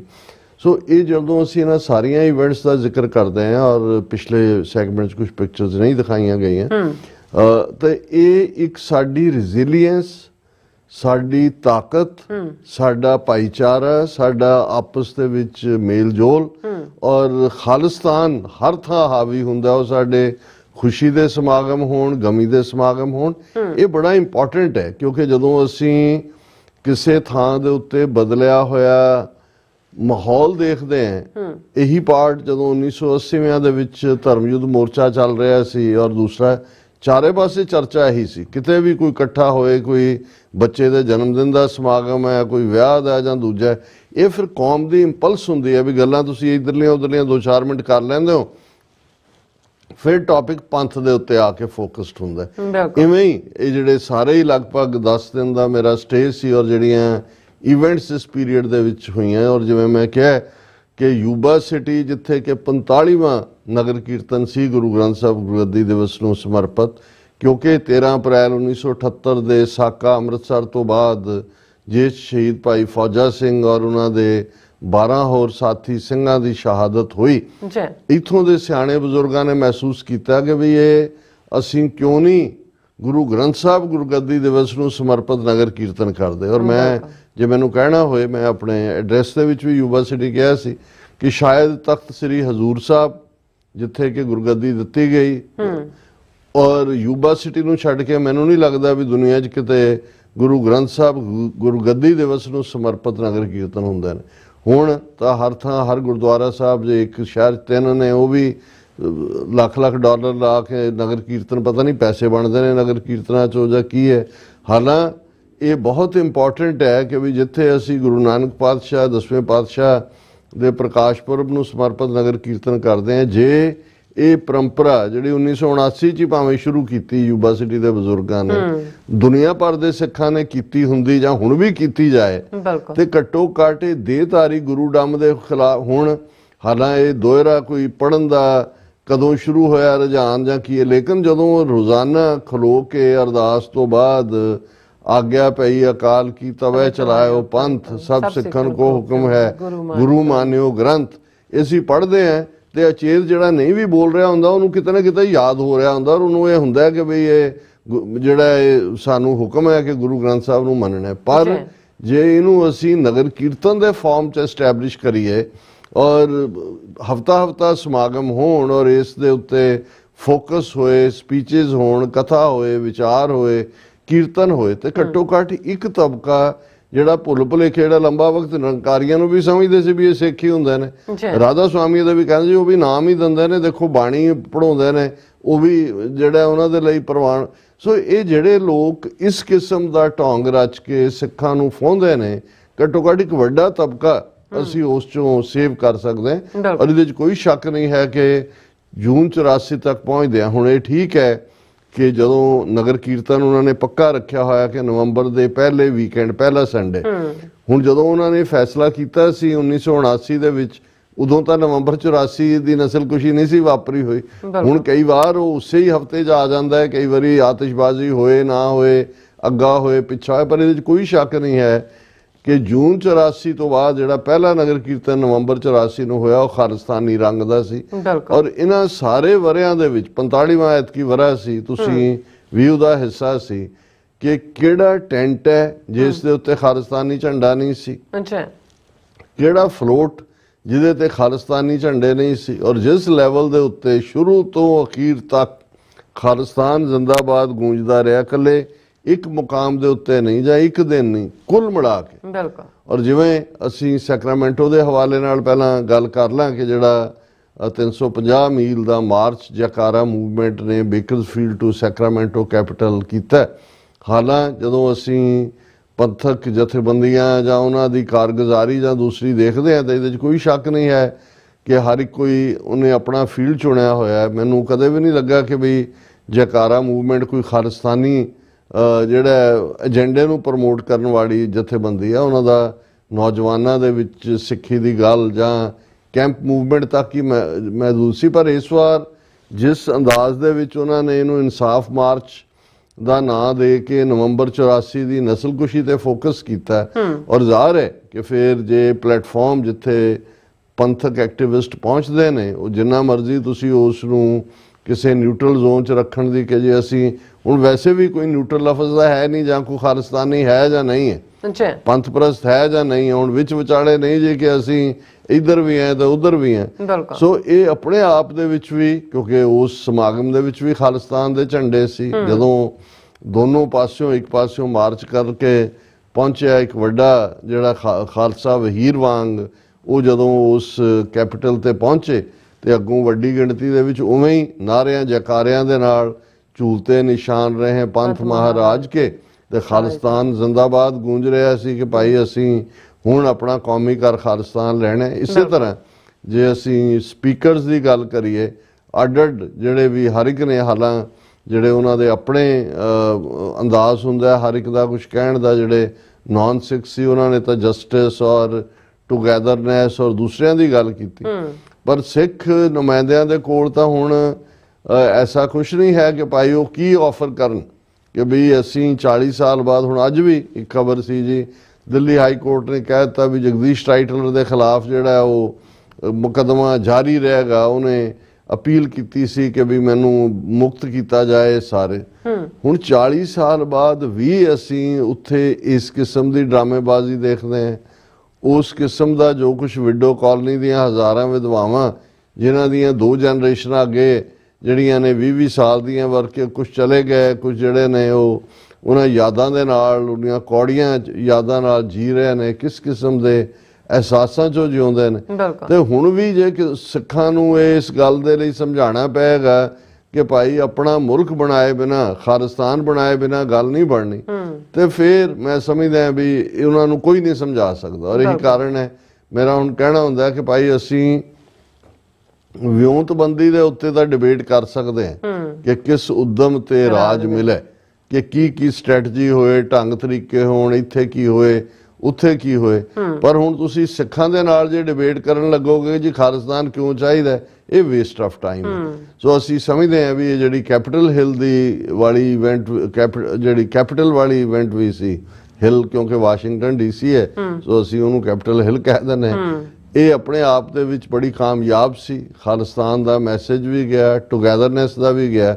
ਔਰ ਇਸ ਤੋਂ ਪਹਿਲਾਂ ਜਿਹੜਾ ਟਰਾਂਸਨੈਸ਼ਨਲ ਰਿਪਰੈਸ਼ਨ ਦੇ ਉੱਤੇ 5 ਕਾਂਗਰਸਮੈਨਾਂ ਨੇ ਲੈਜਿਸਲੇਸ਼ਨ ਲਿਆਂਦਾ US ਕਾਂਗਰਸ ਦੇ ਵਿੱਚ, ਜਿਸ ਨੂੰ ਡੇਵਿਡ ਵੈਲਾਡਿਓ ਜਿਹੜੇ ਉਸ ਫ੍ਰੈਜ਼ਨੋ ਬੇਕਰਫੀਲਡ ਬੈਲਟ ਦੇ ਕਾਂਗਰਸਮੈਨ ਨੇ ਔਰ ਦੁਬਾਰਾ ਬੜੀ ਸ਼ਾਨ ਨਾਲ ਉਹ ਜਿੱਤ ਗਏ ਨੇ, ਉਹਨਾਂ ਨੇ ਲਿਆਂਦਾ। ਉਸ ਜਿਹੜੀ ਮੈਨੂੰ ਬਹੁਤ ਚੰਗੀ ਗੱਲ ਲੱਗੀ ਔਰ ਉਸ ਦੇ ਉੱਤੇ ਅਸੀਂ ਸੈਗਮੈਂਟ ਵੀ ਕੀਤਾ ਸੀ ਕਿ ਉਹਨਾਂ ਉਸ ਰੈਜ਼ੋਲੂਸ਼ਨ ਨੂੰ ਐਂਡੋਰਸ ਕਰਨ ਵਾਲਿਆਂ ਦੇ ਵਿੱਚ ਯੂਨਾਈਟਿਡ ਸਿੱਖ ਕਾਂਗਰੈਸ਼ਨਲ ਕਾਕਸ, ਜੈਕਾਰਾ, ਸਿੱਖ ਕੋਲੀਸ਼ਨ, ਸੈਲਡੈਫ ਔਰ ਈਸਟ ਕੋਸਟ ਸਿੱਖ ਕੋਆਰਡੀਨੇਸ਼ਨ ਕਮੇਟੀ, ਇਹ ਸਾਰੀਆਂ ਜਥੇਬੰਦੀਆਂ ਨੇ ਉਹਨੂੰ ਐਂਡੋਰਸ ਕੀਤਾ। ਸੋ ਇਹ ਬਹੁਤ ਚੰਗੀ ਗੱਲ ਹੈ। ਔਰ ਇਸੇ ਤਰ੍ਹਾਂ ਇਹ ਮਾਰਚ ਜੈਕਾਰਾ ਦਾ ਭਾਵੇਂ ਜਿਵੇਂ ਉਹਨਾਂ ਦੇ ਪਹਿਲੇ ਕੀ ਕੰਸਰਨ ਉਹਨਾਂ ਨਾਲ ਹੋਣਗੇ, ਲੇਕਿਨ ਇਹਦੇ 'ਚ ਕੋਈ ਸ਼ੱਕ ਨਹੀਂ ਹੈ ਕਿ ਸਮੁੱਚੀਆਂ ਗੁਰਦੁਆਰਾ ਕਮੇਟੀਆਂ ਨੇ ਕੋਆਪਰੇਟ ਕੀਤਾ, ਲਾ ਮੇਕਰਸ। ਔਰ ਖਾਸ ਤੌਰ ਤੇ ਮੈਂ ਕਾਫੀ ਪਹਿਲਾਂ ਤੋਂ ਹੀ ਮੈਂ ਪ੍ਰਭਾਵਿਤ ਹਾਂ ਬੀਬੀ ਜਸਮੀਤ ਕੌਰ ਬੈਂਸ ਦੀ ਕਾਰਗੁਜ਼ਾਰੀ ਤੋਂ। ਪਰ ਉੱਥੇ ਵੀ ਜਿਹੜੀ ਉਹਨਾਂ ਦੀ ਪ੍ਰੈਜੈਂਟੇਸ਼ਨ ਸੀ ਹਾਲਾਂ ਅੰਗਰੇਜ਼ੀ 'ਚ ਸੀ, ਪਰ ਵਿੱਚੋਂ ਰੋਕ ਕੇ ਉਹਨਾਂ ਨੇ ਕਿਹਾ ਕਿ ਮੈਂ ਤੁਹਾਡੀ ਧੀ ਹੈ, ਸਿੱਖ ਕੌਮ ਦੀ ਧੀ ਹੈ ਤੇ ਮੈਂ ਕਦੇ ਪਿੱਠ ਨਹੀਂ ਲੱਗਣ ਦਿਆਂਗੀ। ਸੋ ਇਹ ਆਪਣੇ ਆਪ ਦੇ ਵਿੱਚ ਜਦੋਂ ਅਸੀਂ ਰੈਜ਼ਿਲੀਅੰਸ ਦੀ ਗੱਲ ਕਰਦੇ ਹਾਂ, ਇਸੇ ਤਰ੍ਹਾਂ ਜੇ ਉਸੇ ਪਲੇਟਫਾਰਮ ਤੋਂ ਬੀਬੀ ਪਰਮਜੀਤ ਕੌਰ ਖਾਲੜਾ ਖਲੋ ਕੇ ਕਹਿੰਦੇ ਨੇ ਕਿ ਭਾਈ ਆਪੋ ਆਪਣਾ ਫਰਜ਼ ਪਛਾਣੋ, ਦੇਖੋ ਕਿੰਨਾ ਜ਼ੁਲਮ ਹੈ, ਕਿਵੇਂ ਤੁਸੀਂ ਖਲੋਣਾ ਹੈ। पर साडे सामने बाबा बोता सिंह बाबा गरजा सिंह याद रहने चाहिए ने कि भाई। और मैनू एकदम ख्याल आया, मैं क्या कि भी कदे ये हुण असी 2024 की गल करते हैं, मैं क्या 29 साल पहला डिक्सी गुरुद्वारा साहब की स्टेज तो जो सर जसवंत सिंह खालड़ा एड्रैस कर रहे सी, मैं भी सामने बैठा क्योंकि मैं भी उस समागम च मैनू सद्या गया सी।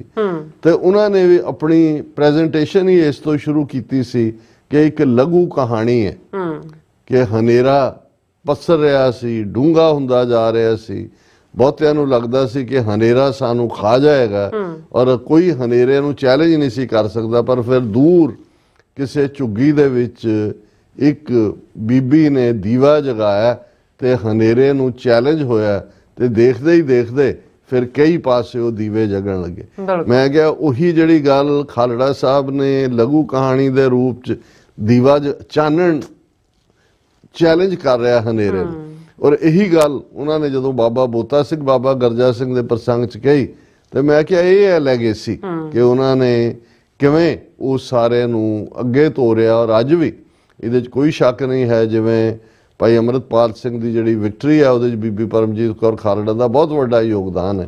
सो मैं जो उन्होंने बाद दे विच जसप्रीत सिंह लवले की बच्ची सुखमन कौर दे आनंद कारज वेड़े भी मिलिया, वो अपनी बेटी नवकिरण कौर दे नाल और उन्होंने नवकिरण कौर दे 2 बच्चे ने, एक बेटा एक बेटी, उन्होंने नाल आए तो मैं उन्होंने ये कहा मैं कि जी तुसी बहुत वड्डा जिहड़ी है तुसी मोटिवेशन हो। पर नाल दी नाल मैं कहा जी you had a sweet revenge, क्योंकि उसे सीट तो ये जगीर कौर नूं खड़ा करके अकालियां ने इन्हां नूं हरवाया सी। हुण जिवें बीबी परमजीत कौर खालड़ा ने उन्होंने कहा जी खडूर साहब है, फरीदकोट है, सधारण ਜਿਹੜੇ आम लोग ने वो तो पंथ नाल ही जुड़े हुए हैं और उन्हों का एक कंसर्न और फिक्र भी है कि भाई बहुत सारे बाहर वाल देख रहे हैं कि बई बाहरों की अगवाई मिलती है। तो ये वेला है कि सानू अपनी ताकत नूं इकट्ठे करके अगे तोरन दा। इसे तरह जिहड़ा बाकियां दा भी ये कंसर्न सी। सो ये सैक्रामेंटो तो भी जदों असीं कहंदे हैं कि भी स्काई एकोड विद खालिस्तान जिंदाबाद स्लोगन, और मैं अपनी प्रेजेंटेशन च कहा सी कि अज तो असी इत्थे 40वीं एनिवर्सरी नवंबर 84 सिख नस्लकुशी की मनाण आए हैं।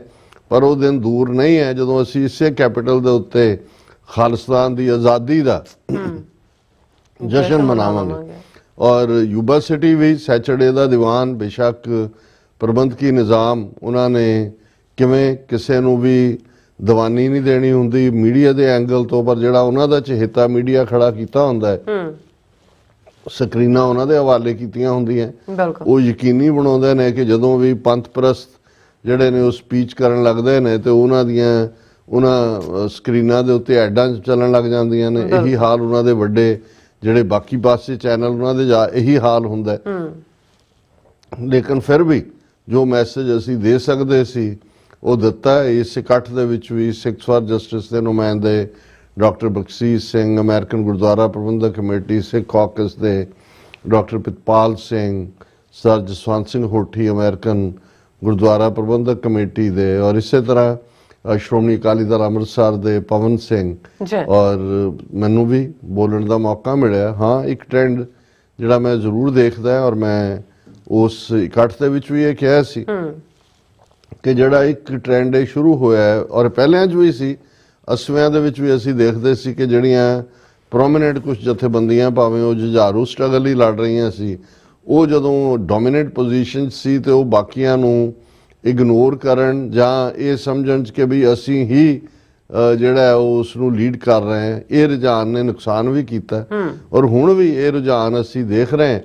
और मैं अपनी प्रेजेंटेशन च कहा कि भाई ये जिहड़ा रुझान है कि साडा घोड़ा जिहड़ा है यही अश्वमेघ यज्ञ का घोड़ा है, बाकी सब खच्चरां ने, ये ठीक नहीं है।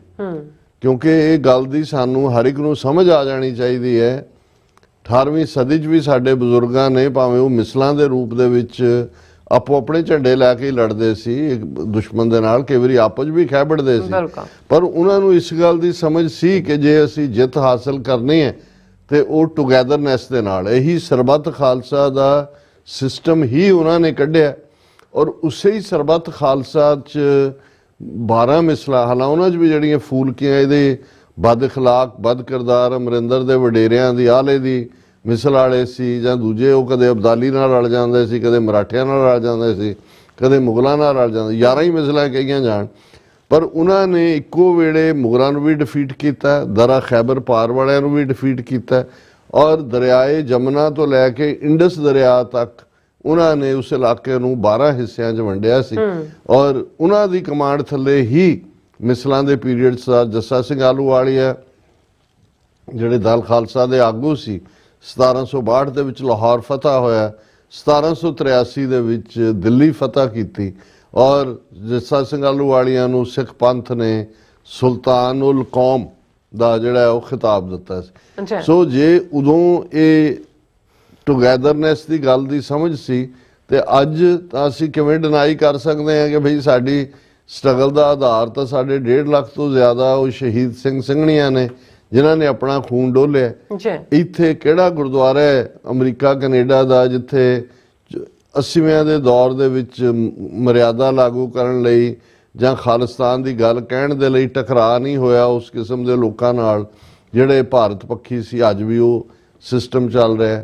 ਕਿਹਨਾਂ ਨੇ ਇੱਥੇ ਜਿਹੜਾ ਉਹ ਕਿਤੇ ਖਾਲਿਸਤਾਨ ਹਾਊਸ ਬਣਿਆ, ਕਿਤੇ ਸਿੱਖ youth of America protest the line, ਸਾਰਾ ਉਸ ਚੋਂ ਹੀ। ਚਲੋ ਜੇ ਗੁਰੂ ਨੇ ਕਿਸੇ ਨੂੰ ਵਡਿਆਇਆ, ਵਡਿਆਈ ਦਿੱਤੀ ਹੈ, ਮਾੜਾ ਮੋਟਾ ਉਹ ਇਹ ਗੁਰੂ ਦੇ ਸਮਰਪਿਤ ਭਾਵਨਾ ਵਾਲਾ ਸਾਡਾ ਪਾਠ ਹੋਣਾ ਚਾਹੀਦਾ, ਨਾ ਕਿ ਇਹ ਕਿ ਭਾਈ ਅਸੀਂ ਕਹੀਏ ਜੀ ਜਾਨ ਨੂੰ ਖਤਰਾ ਤਾਂ ਸਿਰਫ ਇੱਕ ਨੂੰ ਹੈ, ਬਾਕੀ ਤਾਂ ਐਵੇਂ ਹੀ ਹੈ ਆਪਣੇ ਚੰਗੀ ਭਲੀ ਚਮੜੀ ਦੇ ਉੱਤੇ ਪੱਟੀ ਬੰਨੀ ਫਿਰਦੇ ਨੇ, ਕਿਸੇ ਨੂੰ ਕੋਈ ਜ਼ਖਮ, ਇਵੇਂ ਨਹੀਂ ਹੈ। ਸੋ ਇਹ ਮੈਸੇਜ ਵੈਲ ਰਿਸੀਵਡ ਵੀ ਸੀ, ਔਰ ਅਸੀਂ ਇਹ ਸਮਝਦੇ ਹਾਂ ਵੀ ਇਹ ਗੱਲ ਅਸੀਂ ਪ੍ਰੋਮੀਨੈਂਟਲੀ ਕਹਿਣਾ ਚਾਹੁੰਦੇ ਹਾਂ ਕਿ ਭਾਈ ਅਸੀਂ ਹਰ ਉਸ ਵੀਰ ਭੈਣ ਸ਼ਖਸੀਅਤ ਜਥੇਬੰਦੀ ਦਾ ਸਤਿਕਾਰ ਕਰਦੇ ਹਾਂ ਜਿਹੜਾ ਪੰਥ ਲਈ ਕੁਝ ਵੀ ਕਰਦਾ, ਈਵਨ ਜਿਹੜਾ ਖਾਲਿਸਤਾਨ ਜ਼ਿੰਦਾਬਾਦ ਨਹੀਂ ਵੀ ਕਹਿੰਦਾ ਪਰ 2 ਵੇਲੇ ਦੀ ਅਰਦਾਸ ਗੁਰੂ ਤੋਂ ਮੰਗਦਾ ਦਰ ਕਰ, ਜਾਂ ਜਿਹੜਾ ਕੋਈ ਪੰਜਾਬੀ ਬੱਚਿਆਂ ਨੂੰ ਪੜ੍ਹਾ ਰਿਹਾ, ਕੋਈ ਗੁਰਮਤਿ ਸੰਗੀਤ ਦੇ ਵਿੱਚ ਕਰ ਰਿਹਾ, ਕੋਈ ਹਿਊਮੈਨਿਟੇਰੀਅਨ ਸੇਵਾ ਦੇ ਪਿੜ 'ਚ ਲੱਗਾ ਹੋਇਆ। ਇਹ ਵੇੜਾ ਇਹ ਨਹੀਂ ਹੈ ਕਿ ਵੀ ਤੁਸੀਂ ਬਾਹਰ ਨਿਕਲ ਕੇ ਕਹੋ ਕਿ ਵੀ ਇਹ ਵੀ ਗਲਤ, ਇਹ ਵੀ ਗਲਤ, ਇਹ ਵੀ ਗਲਤ। ਅਸੀਂ ਹਾਂ ਜੇ ਸਾਡੇ ਮਤਭੇਦ ਵੀ ਨੇ ਤੇ ਉਹਦੇ ਲਈ ਕਲੋਜ਼ਡ ਰੂਮ ਦੇ ਵਿੱਚ ਬੈਠ ਕੇ ਆਪਣੀ ਗੱਲ ਕਹਿਣ ਦਾ ਸਾਨੂੰ ਵੱਲ ਹੋਣਾ ਚਾਹੀਦਾ, ਕਨਵਿਕਸ਼ਨ ਦੇ ਨਾਲ ਔਰ ਸਬਰ ਦੇ ਨਾਲ। ਵਿਰੋਧ ਨੂੰ ਪ੍ਰਗਟ ਕਰਨ ਦੀ ਵੀ ਲਾਈਨ ਹੁੰਦੀ ਹੈ, ਉਸ ਦਾ ਜਵਾਬ ਸੁਣਨ ਦੀ ਵੀ ਸਾਡੇ ਕੋਲ ਜਿਹੜੀ ਹੈ ਉਹ ਸਹਿਨ ਸ਼ਕਤੀ ਹੋਣੀ ਚਾਹੀਦੀ ਹੈ। ਲੇਕਿਨ ਇਹਦੇ 'ਚ ਕੋਈ ਦੋ ਰਾਵਾਂ ਨਹੀਂ ਨੇ ਕਿ ਸੰਗਤ ਦਾ ਪੱਖੋਂ ਸੰਗਤ ਦੀਵਾਨ 'ਚ ਬੈਠੀ ਹੋਏ ਜਾਂ ਅਗਲੇ ਦਿਨ ਜਦੋਂ ਐਤਵਾਰ ਨੂੰ ਨਗਰ ਕੀਰਤਨ ਤੁਰਦਾ, ਇੱਕ ਤਾਂ ਉਹ ਜਾਹੋ ਜਲਾਲ ਹੁੰਦਾ ਜਦੋਂ ਮਹਾਰਾਜ ਦਾ ਸਰੂਪ ਵਿਰਾਜਮਾਨ ਹੁੰਦਾ ਵਹੀਕਲ ਦੇ ਉੱਤੇ, ਵੈਲ ਡੈਕੋਰੇਟਡ, ਔਰ ਬਾਕੀ ਕਿਵੇਂ ਸੇਵਾ ਦਾ ਭਾਵ, ਖਾਲਿਸਤਾਨ ਦੀ ਗੱਲ, ਇਹ ਕਿਉਂਕਿ ਕਹਿਬੇ ਕੋ ਸੋਭਾ ਨਹੀਂ ਦੇਖਾ ਹੀ ਪਰਵਾਨ, ਉਹ ਸਾਡੀ ਸਾਰੀ ਜਿਹੜੀ ਉਹ ਰਿਕਾਰਡਿੰਗ ਹੈ ਆਉਣ ਵਾਲੇ ਪੀਰੀਅਡ 'ਚ ਅਸੀਂ ਦਰਸ਼ਕਾਂ ਦੇ ਨਾਲ ਸਾਂਝੀ ਕਰਾਂਗੇ। ਸੋ ਇਸ ਅੰਦਾਜ਼ ਦੇ ਵਿੱਚ ਸਾਡਾ ਇਹ ਲਗਭਗ 10 ਦਿਨ ਤੋਂ ਵੀ ਜ਼ਿਆਦਾ ਦਾ ਜਿਹੜਾ ਸਫ਼ਰ ਸੀ ਉਹ ਰਿਹਾ। ਸੋ ਇਹ ਠੀਕ ਹੈ ਵੀ ਅਸੀਂ ਜਦੋਂ ਸੱਚੋ ਸੱਚ ਦੇ ਇਸ ਫਾਰਮੈਟ 'ਚੋਂ ਨਿਕਲਦੇ ਹਾਂ ਤੇ ਸਾਡਾ ਵੀ ਨਾਤਾ ਟੁੱਟਦਾ ਹੈ, ਆਪਣੇ ਆਪ ਨੂੰ ਵੀ ਜਿਹੜੀ ਮੋਟੀਵੇਸ਼ਨ ਸਾਨੂੰ ਸਾਡੇ ਜਿਹੜੇ ਲਾਈਵ ਦੇਖ ਰਹੇ ਵੀਰ ਭੈਣਾਂ ਹੁੰਦੇ ਨੇ ਉਹਨਾਂ ਦੇ ਕਮੈਂਟਸ ਹੁੰਦੇ ਨੇ, ਜਾਂ ਪਹਿਲੇ 24 ਘੰਟੇ ਜਿੱਥੋਂ ਤੱਕ ਰੀਚ ਜਾਂਦੀ ਹੈ, ਪਰ ਇਹ ਸਾਰੇ ਇਕੱਠ ਵੀ ਇੰਪੋਰਟੈਂਟ ਹੁੰਦੇ ਨੇ ਕਿਉਂਕਿ ਇਹਨਾਂ ਰਾਹੀਂ ਕੌਮ ਦਾ ਮੈਸੇਜ ਵੀ ਔਰ ਦੁਸ਼ਮਣ ਨੂੰ ਵੀ ਇਹ ਮੈਸੇਜ ਆਉਂਦਾ। ਔਰ ਹਾਲਾਂ ਇਹ ਜਦੋਂ ਸਟੇਜ ਤੋਂ ਬਾਰ-ਬਾਰ ਇਹ ਹੁੰਦਾ ਹੈ ਕਿ ਭਾਈ ਖਾਲਿਸਤਾਨ ਦਾ ਨਾਰਾ ਆਪਣੇ ਆਪ 'ਚ ਬਹੁਤ ਤਾਕਤ ਰੱਖਦਾ, ਇਹਦੀ ਤਾਕਤ ਦੁਸ਼ਮਣ ਨੂੰ ਪੁੱਛ ਕੇ ਦੇਖੋ। ਜੇ ਉਹਨਾਂ ਨੂੰ ਤਕਲੀਫ ਹੁੰਦੀ ਹੈ ਤੇ ਫਿਰ ਜੇ ਸਾਡਾ ਉੱਠ ਕੇ ਗਿਆ ਜੀ ਕੱਲਾ ਨਾਰਿਆਂ ਨਾਲ ਤਾਂ ਨਹੀਂ ਬਣਨਾ, ਬਿਲਕੁਲ ਨਹੀਂ ਬਣਨਾ, ਬਾਕੀ ਵੀ ਕੰਮ ਤੁਹਾਨੂੰ ਕਿਹਨੇ ਰੋਕਿਆ ਵੀ ਤੁਸੀਂ ਹੋਰ ਕੁਝ ਨਹੀਂ ਕਰ ਸਕਦੇ। ਪਰ ਜਦੋਂ ਜੇ ਤੁਸੀਂ ਕਿਸੇ ਨੂੰ ਜਿਹੜਾ ਉਹ ਇਨਸਲਟ ਹੀ ਕਰਨਾ ਹੋਏ ਫਿਰ ਉਹਦੇ ਲਈ ਹੁੰਦਾ ਜੀ ਐਵੇਂ ਨਾਰੇ ਨੂਰੇ ਮਾਰੀ ਜਾਂਦੇ ਨੇ ਜੀ, ਕਿਸੇ ਨੇ ਕੁਝ ਨਹੀਂ ਦਿੱਤਾ ਜੀ, ਕਿਸੇ ਨੇ ਕੁਝ ਨਹੀਂ ਕਰਨਾ ਜੀ, ਆਪਣੇ ਪੁੱਤ ਨਹੀਂ ਮਰਵਾਉਂਦੇ ਜੀ, ਇੱਥੋਂ ਕਿਸੇ ਨੇ ਜਾਣਾ ਜੀ, ਇੱਥੇ ਥੋੜੀ ਬਣ ਜਾਣਾ ਜੀ। ਇਹ ਸਾਰੇ ਉਹ ਲੋਕ ਨੇ ਜਿਹੜੇ ਖੁਦ ਭਗੌੜੇ ਕਿਸਮ ਦੇ ਨੇ। ਸੋ ਜਿਹੜਾ ਨਾਰਾ ਲਾਉਣ ਦੀ ਹਿੰਮਤ ਰੱਖਦਾ ਉਹਨੂੰ ਵੀ ਐਪਰੀਸ਼ੀਏਟ ਕਰੋ, ਜਿਹੜਾ ਨਾਰਾ ਨਹੀਂ ਲਾਉਂਦਾ ਪਰ ਉਹ ਸਾਇਲੈਂਟਲੀ ਤੁਹਾਡੇ ਇਸ ਕਾਜ਼ ਦੇ ਵਿੱਚ ਕੰਟਰੀਬਿਊਟ ਕਰਦਾ ਹੈ ਉਹਨੂੰ ਵੀ ਐਪਰੀਸ਼ੀਏਟ ਕਰੋ, ਤੇ ਜਿਹੜਾ ਘੱਟੋ ਘੱਟ ਵਿਰੋਧ ਨਹੀਂ ਕਰਦਾ ਉਹਨੂੰ ਵੀ ਐਪਰੀਸ਼ੀਏਟ ਕਰੋ। ਔਰ ਜਿਹੜੇ ਖਾਮਖਾਹ ਦਾ ਵਿਰੋਧ ਕਰਨ ਵਾਲੇ ਨੇ ਉਹਨਾਂ ਨਾਲ ਉਲਝ ਕੇ ਆਪਣੀ એનર્ਜੀ ਵੇਸਟ ਨਾ ਕਰੋ। ਜੀ ਡਾਕਟਰ ਸਾਹਿਬ ਤੁਹਾਡਾ ਬਹੁਤ ਬਹੁਤ ਸ਼ੁਕਰੀਆ। ਸਤਲਨ ਬ੍ਰੇਕ ਵਿਊਅਰਸ ਤੁਸੀਂ ਇਸੇ ਤਰ੍ਹਾਂ ਹੀ ਬੜੇ ਰਹਿਣਾ। ਮਿਲਦੇ ਹਾਂ ਛੋਟੇ ਜਿਹੇ ਬ੍ਰੇਕ ਤੋਂ ਬਾਅਦ।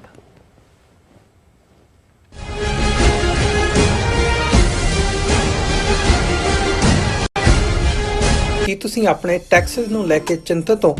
ਤੁਸੀਂ ਆਪਣੀ ਕਮਾਈ ਲਈ ਮਿਹਨਤ ਕਰਦੇ ਹੋ, ਭਾਵੇਂ ਤੁਸੀਂ ਨੌਕਰੀ ਵਿੱਚ ਹੋਵੋ ਜਾਂ ਆਪਣਾ ਬਿਜ਼ਨਸ ਚਲਾਉਂਦੇ ਹੋ। ਜਦੋਂ ਟੈਕਸ ਭਰਨ ਦਾ ਸਮਾਂ ਆਉਂਦਾ ਹੈ ਤਾਂ ਤੁਹਾਨੂੰ ਇੱਕ ਭਰੋਸੇਯੋਗ ਟੈਕਸ ਅਕਾਊਂਟੈਂਟ ਦੀ ਲੋੜ ਹੈ ਜੋ ਟੈਕਸ ਬੈਲੈਂਸ ਦਾ ਤੁਹਾਡੇ ਪੱਖ ਵਿੱਚ ਜਾਣਾ ਯਕੀਨੀ ਬਣਾਵੇ। ਸਿਆਟਲ ਦੀ ਜਾਣੀ ਪਛਾਣੀ company accurate accountants and taxes ਤੁਹਾਡੀ ਸੇਵਾ ਵਿੱਚ ਹਾਜ਼ਰ ਹੈ। ਅਸੀਂ ਹਰ ਤਰ੍ਹਾਂ ਦੇ ਟੈਕਸ ਭਰਨ ਵਿੱਚ ਤੁਹਾਡੀ ਮਦਦ ਕਰਾਂਗੇ। ਟੈਕਸ ਸੰਬੰਧੀ ਕਿਸੇ ਵੀ ਤਰ੍ਹਾਂ ਦੇ ਸਵਾਲ ਲਈ ਅੱਜ ਹੀ ਸਾਡੇ ਤੱਕ ਪਹੁੰਚ ਕਰੋ। Accurate accountants and Texas. America ਵਿੱਚ ਰਹਿ ਰਹੇ ਹੋ ਅਤੇ ਡਰਾਈਵਿੰਗ ਲਾਇਸੈਂਸ ਲੈਣਾ ਚਾਹੁੰਦੇ ਹੋ ਤੇ ਲੱਭ ਰਹੇ ਹੋ ਇੱਕ ਤਜਰਬੇਕਾਰ ਡਰਾਈਵਿੰਗ ਸਕੂਲ, ਤਾਂ ਤੁਹਾਡੇ ਲਈ ਹੈ ਵੱਡੀ ਖੁਸ਼ਖਬਰੀ। ਕੈਲੀਫੋਰਨੀਆ ਦਾ ਸਟਾਕਟਨ ਟਰੱਕ ਡਰਾਈਵਿੰਗ ਸਕੂਲ ਤੁਹਾਨੂੰ ਦੇਵੇਗਾ ਡਰਾਈਵਿੰਗ ਸਿਖਲਾਈ ਅਤੇ ਡਰਾਈਵਿੰਗ ਦੌਰਾਨ ਪੇਸ਼ ਆਉਂਦੀਆਂ ਮੁਸ਼ਕਲਾਂ ਨਾਲ ਨਜਿੱਠਣ ਦੀ ਸਿਖਲਾਈ। 25 ਸਾਲ ਤੋਂ ਵੀ ਵੱਧ ਦੇ ਤਜਰਬੇ ਨਾਲ ਤੁਹਾਨੂੰ ਮਿਲੇਗੀ ਡਰਾਈਵਿੰਗ ਨਾਲ ਸੰਬੰਧਿਤ ਹਰ ਤਰ੍ਹਾਂ ਦੀ ਸਿਖਲਾਈ, ਉਹ ਵੀ ਵਾਜਿਬ ਕੀਮਤ ਵਿੱਚ। ਫਿਰ ਦੇਰ ਕਿਸ ਗੱਲ ਦੀ, ਅੱਜ ਹੀ ਸੰਪਰਕ ਕਰੋ 2097883308 ਜਾਂ ਫਿਰ 2093139919 ਨੰਬਰਾਂ ਤੇ ਅਤੇ ਪਾਓ ਆਪਣਾ ਡਰਾਈਵਿੰਗ ਲਾਇਸੈਂਸ। ਯੂਨਾਈਟਿਡ ਸਿੱਖ ਸੰਸਥਾ ਨੇ ਦੱਖਣੀ ਅਮਰੀਕਾ ਵਿੱਚ ਬੇਰਲ ਤੂਫਾਨ ਦੇ ਪੀੜਤਾਂ ਲਈ ਤੁਰੰਤ ਮਦਦ ਮੁਹਿੰਮ ਸ਼ੁਰੂ ਕੀਤੀ ਹੈ। ਇਸ ਭਿਆਨਕ ਤੂਫਾਨ ਨੇ ਸੈਂਟ ਵਿੰਸੈਂਟ ਅਤੇ ਗ੍ਰੇਨੇਡੀਨਸ, ਗ੍ਰੇਨੇਡਾ, ਡੋਮਿਨਿਕਾ ਤੇ ਬਾਰਬਾਡੋਸ ਨੂੰ ਬਹੁਤ ਨੁਕਸਾਨ ਪਹੁੰਚਾਇਆ ਹੈ। ਯੂਨਾਈਟਿਡ ਸਿੱਖਸ ਦੀਆਂ ਟੀਮਜ਼ ਲੋੜਵੰਦ ਲੋਕਾਂ ਲਈ ਜ਼ਰੂਰੀ ਸਮਾਨ ਅਤੇ ਖਾਣ-ਪੀਣ ਦੀਆਂ ਚੀਜ਼ਾਂ ਪਹੁੰਚਾ ਰਹੀਆਂ ਹਨ। ਤੁਹਾਡੇ ਸਹਿਯੋਗ ਦੀ ਲੋੜ ਹੈ। ਕਿਰਪਾ ਕਰਕੇ ਇਹ ਸਮਾਨ ਦਾਨ ਕਰੋ। ਖਾਣ-ਪੀਣ ਦੀਆਂ ਚੀਜ਼ਾਂ, ਤਿਰਪਾਲ, ਜਨਰੇਟਰ, ਕੱਪੜੇ, ਤੰਬੂ, ਟਾਇਲਟ ਪੇਪਰ, ਬਰਸਾਤੀ ਕੋਟ, ਸੈਨੇਟਰੀ ਪੈਡ, ਹਰੇਕ ਸਾਈਜ਼ ਦੇ ਡਾਈਪਰ ਆਦਿ। ਡੋਨੇਟ ਕਰਨ ਲਈ contact@unitedsikhs.org ਤੇ ਸੰਪਰਕ ਕਰੋ। ਮਦਦ ਕਰਨ ਲਈ ਕਿਰਪਾ ਕਰਕੇ ਸਾਡੀ ਵੈਬਸਾਈਟ ਤੇ ਡੋਨੇਟ ਕਰੋ।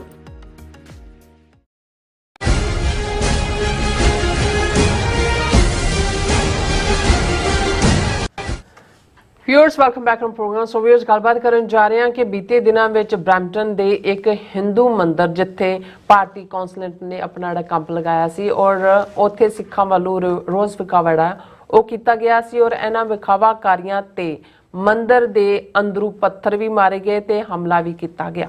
ਪਰ ਦੇਸ਼ ਵਿਦੇਸ਼ ਹਿੰਦੂ ਤਵੀ ਜਿਹੜੇ ਮੀਡੀਆ ਨੇ ਇਸ ਘਟਨਾ ਨੂੰ ਸਿੱਖਾਂ ਵੱਲੋਂ ਮੰਦਿਰ ਤੇ ਹਮਲੇ ਦਾ ਬਿਰਤਾਂਤ ਸਿਰਜਿਆ ਗਿਆ ਔਰ ਜਿਸ ਨੂੰ ਵੱਡੇ ਪੱਧਰ ਤੇ ਜਿਹੜਾ ਪ੍ਰਚਾਰਿਆ ਗਿਆ। ਔਰ ਹਕੀਕਤ ਵਿੱਚ ਉਸੇ ਸ਼ਾਮ ਹਿੰਦੂ ਭੀੜ ਨੇ ਮਾਲਟਨ ਗੁਰਦੁਆਰੇ ਤੇ ਹਮਲਾ ਕੀਤਾ ਅਤੇ ਉਸ ਮੰਦਿਰ ਪਰ ਬਾਅਦ ਵਿੱਚ ਮੰਦਿਰ ਵਿੱਚ ਜਿਹੜਾ ਵੱਡਾ ਇਕੱਠ ਕਰਕੇ ਸਿੱਖਾਂ ਦੇ ਖਿਲਾਫ ਭੜਕਾਊ ਮਾਹੌਲ ਸਿਰਜਿਆ ਗਿਆ ਔਰ ਹਿੰਦੂਆਂ ਅਤੇ ਸਿੱਖਾਂ ਵਿੱਚ ਲੜਾਈ ਪੰਜਾਬ ਵਰਸਸ ਹਰਿਆਣਾ ਬਣਿਆ ਗਿਆ। ਸੋ ਸਾਨੂੰ ਬਹੁਤ ਸਿਆਣਪ ਤੋਂ ਕੰਮ ਲੈਣ ਦੀ ਲੋੜ ਹੈ ਕਿਉਂਕਿ ਭਾਰਤੀ ਸਟੇਟ ਦੀ ਜਿਹੜੀ ਦਹਿਸ਼ਤਗਰਦੀ ਜੱਗ ਜ਼ਾਹਰ ਹੋ ਚੁੱਕੀ ਹੈ ਅਤੇ ਸਿੱਖਾਂ ਲਈ ਫਾਈਵ ਆਈਜ਼ ਕੰਟਰੀ ਵਿੱਚ ਜਿਹੜੀ ਹੈ ਉਹ ਖਾਸ ਹਮਦਰਦੀ ਹੈ। ਸੋ ਇਸ ਬਾਰੇ ਆਪਾਂ ਗੱਲਬਾਤ ਕਰਨ ਜਾ ਰਹੇ ਹਾਂ। ਸੋ ਅਸੀਂ ਚਾਹਾਂਗੇ ਕਿ ਤੁਸੀਂ ਇਸੇ ਤਰ੍ਹਾਂ ਬਣੇ ਰਹਿਣਾ। ਦੇਖਣ ਸੁਣ ਲਈ ਲਿਖਣ ਲਈ ਤੁਹਾਡਾ ਸਭ ਦਾ ਬਹੁਤ ਧੰਨਵਾਦ। ਜੀ ਡਾਕਟਰ ਸਾਹਿਬ ਕੀ ਕਹਿਣਾ ਚਾਹੋਗੇ? ਦੇਖੋ, ਇਸ ਇਸ਼ੂ ਨੂੰ ਭਾਵੇਂ ਸਾਡੇ ਵੀਰਾਂ ਮਨਵੀਰ ਸਿੰਘ, ਸੁਖਵਿੰਦਰ ਸਿੰਘ ਹੋਰਾਂ ਨੇ ਬੜੇ ਚੰਗੇ ਢੰਗ ਦੇ ਨਾਲ ਜਿਹੜਾ ਸੱਚੋ ਸੱਚ ਪਿਛਲੇ ਫਰਾਈਡੇ ਉਹਨਾਂ ਨੇ ਕੀਤਾ ਸਾਹਮਣੇ, ਉਹਨਾਂ ਨੇ ਦਰਸ਼ਕਾਂ ਦੇ ਲਿਆਂਦਾ। ਪਰ ਫਿਰ ਵੀ ਮੈਂ ਅੱਜ ਹੀ ਸੋਚ ਰਿਹਾ ਸੀ, ਮੈਂ ਕਿਹਾ ਕਈ ਵਾਰ ਜਿਹੜੇ ਵਨ ਲਾਈਨਰ ਹੁੰਦੇ ਨੇ, ਇੱਕ ਸੈਂਟੈਂਸ ਦੇ ਵਿੱਚ ਆਪਣੀ ਗੱਲ ਕਹਿਣਾ, ਇਸ ਦੀ ਹੁਣ ਦੇ ਦੌਰ 'ਚ ਸ਼ੁਰੂਆਤ ਹਾਲਾਂਕਿ ਜਰਨੈਲ ਸਿੰਘ ਖਾਲਸਾ ਪਿੰਡਰਾਂ ਵਾਲੇ ਉਹਨਾਂ ਦੇ ਇੱਕ ਜਿਹੜਾ ਸੈਂਟੈਂਸ ਹੈ ਜਾਂ ਵਾਕਿਆ ਹੈ ਉਸ ਦੇ ਵਿੱਚ ਇੱਕ ਪੂਰੀ ਫਿਲਾਸਫੀ ਹੁੰਦੀ ਸੀ। ਪਰ ਯੰਗਰ ਜਨਰੇਸ਼ਨ ਨੂੰ ਅੱਗੋਂ ਉਹਨਾਂ ਦੇ ਈਡੀਅਮ ਸਮਝਾਉਣ ਦੇ ਲਈ ਦੀਪ ਸਿੱਧੂ ਜਦੋਂ ਯੰਗਸਟਰਸ ਨੂੰ ਐਡਰੈਸ ਕਰਦਿਆਂ ਕਹਿੰਦਾ ਸੀ ਵੀ ਗੱਲ ਅੱਜ ਠੀਕ ਤੇ ਗਲਤ ਦੀ ਨਹੀਂ ਹੈ, ਗੱਲ ਨੈਰੇਟਿਵ ਦੀ ਹੈ, ਬਿਰਤਾਂਤ ਦੀ ਹੈ ਔਰ ਕਿਸ ਕਿਸਮ ਦਾ ਬਿਰਤਾਂਤ ਸਿਰਜਿਆ ਜਾਂਦਾ ਹੈ, ਕਿਵੇਂ ਪਰੋਸਿਆ ਜਾਂਦਾ ਹੈ ਤੇ ਕਿਵੇਂ ਫਿਰ ਉਹਨੂੰ ਮਲਟੀਪਲਾਈ ਕੀਤਾ ਜਾਂਦਾ, ਅੱਗੇ ਤੋਰਿਆ ਜਾਂਦਾ। ਔਰ ਜਿਹੜੀ ਗੱਲ ਨੇ ਦੀਪ ਸਿੱਧੂ ਦੇ ਇੰਟੈਲੈਕਟ ਦੇ ਲੈਵਲ ਤੇ ਸ਼ਾਰਪਨੈਸ ਔਰ ਇਮਾਨਦਾਰੀ ਨੂੰ ਸਾਹਮਣੇ ਲਿਆਂਦਾ, ਜਦੋਂ ਬਰਖਾ ਦੱਤ ਦੇ ਨਾਲ ਜਿਹੜਾ ਉਹਨਾਂ ਦਾ ਪੀਛਾ ਪਿਆ ਔਰ ਬਰਖਾ ਦੱਤ ਉਹਨਾਂ ਤੋਂ ਸੰਤ ਪਿੰਡਾਂ ਵਾਲਿਆਂ ਪ੍ਰਤੀ ਅੱਤਵਾਦੀ ਜਾਂ ਦੂਸਰਾ ਕੋਣਾ ਚਾਹੁੰਦੇ ਸੀ।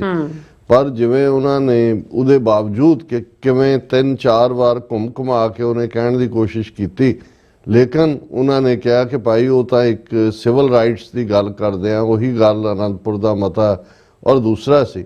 ਔਰ ਇਸ ਸਾਰੇ ਦੇ ਚੱਲਦਿਆਂ ਫਿਰ ਉਹਦਾ ਜਿਹੜਾ ਬਰਖਾ ਦੱਤ ਨੇ ਜਰਨਲਿਸਟ ਵਾਲਾ ਜਿਹੜਾ ਉਹ ਨਕਾਬ ਪਾਇਆ ਹੋਇਆ ਸੀ ਜਾਂ ਮਖੌਟਾ ਸੀ, ਉੱਡ ਗਿਆ, ਉਤਰ ਗਿਆ, ਔਰ ਫਿਰ ਐਨ ਸ਼ੁੱਧ ਹਿੰਦੂਤਵੀ ਇਸਤਰੀ ਵਾਂਗ ਉਸ ਨੇ ਪੂਰੀ ਆਪਣੀ ਨਫ਼ਰਤ ਦਾ ਵਿਖਾਵਾ ਕੀਤਾ। ਸੋ ਇਹ ਇੱਕ ਸਿਆਣਪ ਹੁੰਦੀ ਹੈ ਕਿ ਵੀ ਇਕੱਲਾ ਇਹੀ ਨਹੀਂ ਵੀ ਤੁਸੀਂ ਆਪਣਾ ਬਿਰਤਾਂਤ ਕਿਵੇਂ ਉਸ ਦੇ ਉੱਤੇ ਕਾਇਮ ਰਹਿੰਦੇ ਹੋ, ਪਰ ਕਈ ਵਾਰ ਕੁਝ ਹਾਲਾਤਾਂ 'ਚ ਜਿੰਨੀ ਮਰਜ਼ੀ ਪ੍ਰੋਵੋਕੇਸ਼ਨ ਜਾਂ ਭੜਕਾਟ ਹੋਏ ਉਹਦੇ ਬਾਵਜੂਦ ਤੁਸੀਂ ਆਪਣਾ ਮੌਕਫ ਨਹੀਂ ਛੱਡਦੇ ਔਰ ਦੂਸਰਾ ਜਿਹੜਾ ਉਹ ਇੱਕਦਮ ਐਕਸਪੋਜ਼ ਹੋ ਜਾਂਦਾ ਹੈ। ਅੱਛਾ, ਹੁਣ ਜਿਹੜਾ ਘਟਨਾਕ੍ਰਮ ਇਹਨਾਂ ਸਾਰੇ ਹੀ 8-10 ਦਿਨਾਂ 'ਚ ਚਰਚਾ ਦੇ ਵਿੱਚ ਰਿਹਾ, ਜ਼ਾਹਰ ਹੈ ਕਿ ਇਹ ਪਾਰਟ ਖੁਦ ਵੀ ਜੇ ਤੁਸੀਂ ਇਸ ਸਾਰੇ ਦਾ ਪਿਛੋਕੜ ਦੇਖੋ ਤੇ ਮੈਨੂੰ ਬਾਰ-ਬਾਰ ਦੁਹਰਾਉਣ ਦੀ ਲੋੜ ਨਹੀਂ ਹੈ ਕਿ ਭਾਈ ਕਿਵੇਂ ਇੰਡੀਆ ਜਿਹੜਾ ਇੱਕ ਰੋਗ ਸਟੇਟ ਹੈ ਜਿਸ ਨੇ ਟਰਾਂਸਨੈਸ਼ਨਲ ਰਿਪਰੈਸ਼ਨ ਕ੍ਰਾਈਮ ਕੀਤਾ ਹੈ।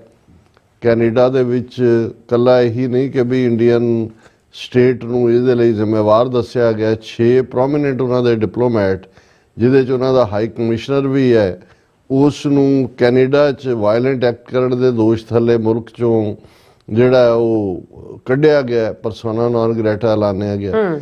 ਉਸ ਤੋਂ ਬਾਅਦ ਉਹਨਾਂ ਦੇ ਆਰਸੀਐਮਪੀ ਚੀਫ ਨੇ ਸੇਫਟੀ ਕਮੇਟੀ ਦੇ ਸਾਹਮਣੇ ਔਰ ਦੂਸਰੇ ਇਹ ਵੀ ਕਿਹਾ ਕਿ ਇਹ ਜੋ ਵੀ ਹੋਇਆ ਇਹਦੀ ਕਮਾਂਡ ਅਮਿਤ ਸ਼ਾਹ ਕਰ ਰਿਹਾ ਸੀ ਜਿਹੜਾ ਹੋਮ ਮਿਨਿਸਟਰ ਹੈ। ਇਸੇ ਤਰ੍ਹਾਂ ਅਮਰੀਕਾ ਦੇ ਵਿੱਚ ਨਿਖਿਲ ਗੁਪਤਾ ਨੂੰ 1 ਸਾਲ ਬਾਅਦ ਜਸਟਿਸ ਡਿਪਾਰਟਮੈਂਟ FBI ਐਕਸਟ੍ਰਾਡਾਈਟ ਕਰਕੇ ਲਿਆਈ ਹੈ, ਅਰੇਂਜਮੈਂਟ ਹੋਈ ਹੈ। ਉਹਦੇ 'ਚ ਜਿਹੜਾ ਉਹ ਉਸ ਦਾ ਜ਼ਿਕਰ ਯਾਦਵ ਦਾ, ਵਿਕਾਸ ਯਾਦਵ ਕਿ ਕੀ ਨਾਂ ਹੈ ਉਹਦਾ, ਉਸ ਦਾ ਨਾਂ ਸਾਹਮਣੇ ਆਉਂਦਾ ਹੈ ਔਰ ਅੱਗੋਂ ਉਹਦੀਆਂ ਪਰਤਾਂ ਖੁੱਲ੍ਹਣਗੀਆਂ ਵੀ ਕਿੱਧਰ ਨੂੰ ਜਾਏਗਾ। ਸੋ ਇੰਡੀਆ ਐਜ਼ ਏ ਰੋਗ ਸਟੇਟ ਵੀ ਐਕਸਪੋਜ਼ ਹੋਇਆ, ਸਿੱਖਾਂ ਦਾ ਸੌਫਟ ਇਮੇਜ ਵੀ ਔਰ ਐਜ਼ ਏ ਵਿਕਟਮ ਵੀ ਸਾਹਮਣੇ ਆਇਆ। ਹੁਣ ਇਹਨੂੰ ਇੰਡੀਅਨ ਗਵਰਨਮੈਂਟ ਜਿਹਦੇ ਉੱਤੇ ਜਿਹੜਾ ਇਸ ਵੇਲੇ ਪ੍ਰੈਸ਼ਰ ਹੈ ਔਰ ਜਿਹੜਾ ਉਹ ਫੜੇ ਹੋਏ ਨੇ, ਉਹਨਾਂ ਦੀ ਧੌਣ ਫੜੀ ਹੋਈ ਹੈ, ਉਹਨੂੰ ਛਡਵਾਉਣਾ ਚਾਹੁੰਦੇ ਨੇ ਔਰ ਉਹ ਵੇ ਆਊਟ ਲੱਭ ਰਹੇ ਨੇ ਕਿ ਭਾਈ ਉਹ ਇਸ ਚੋਂ ਕਿਵੇਂ ਨਿਕਲਣ। ਕਿਉਂਕਿ ਨਵੰਬਰ ਦਾ ਇਹ ਹਫਤਾ ਜਦੋਂ ਸ਼ੁਰੂ ਹੁੰਦਾ ਹੈ, ਨਵੰਬਰ ਪਹਿਲੀ ਦਾ ਸਾਡੇ ਲਈ 40 ਵਰੇ ਪਹਿਲਾਂ ਦੀ ਉਹ ਦੁਖਦ ਯਾਦ, ਨਸਲਕੁਸ਼ੀ, ਉਹ ਸਾਰਾ ਪਾਰਟ ਹੁੰਦਾ ਹੈ। ਸੈਮੀਨਾਰ ਹੋ ਰਹੇ ਹੁੰਦੇ ਨੇ, ਪ੍ਰੋਟੈਸਟ ਵਿਖਾਵੇ ਹੁੰਦੇ ਨੇ, ਦੂਸਰਾ ਹੁੰਦਾ।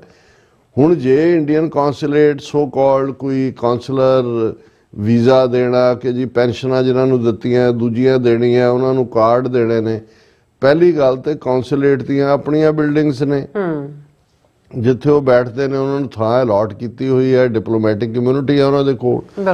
ਉਹ ਮੰਦਿਰ 'ਚ ਕਿਉਂ ਜਾਣ?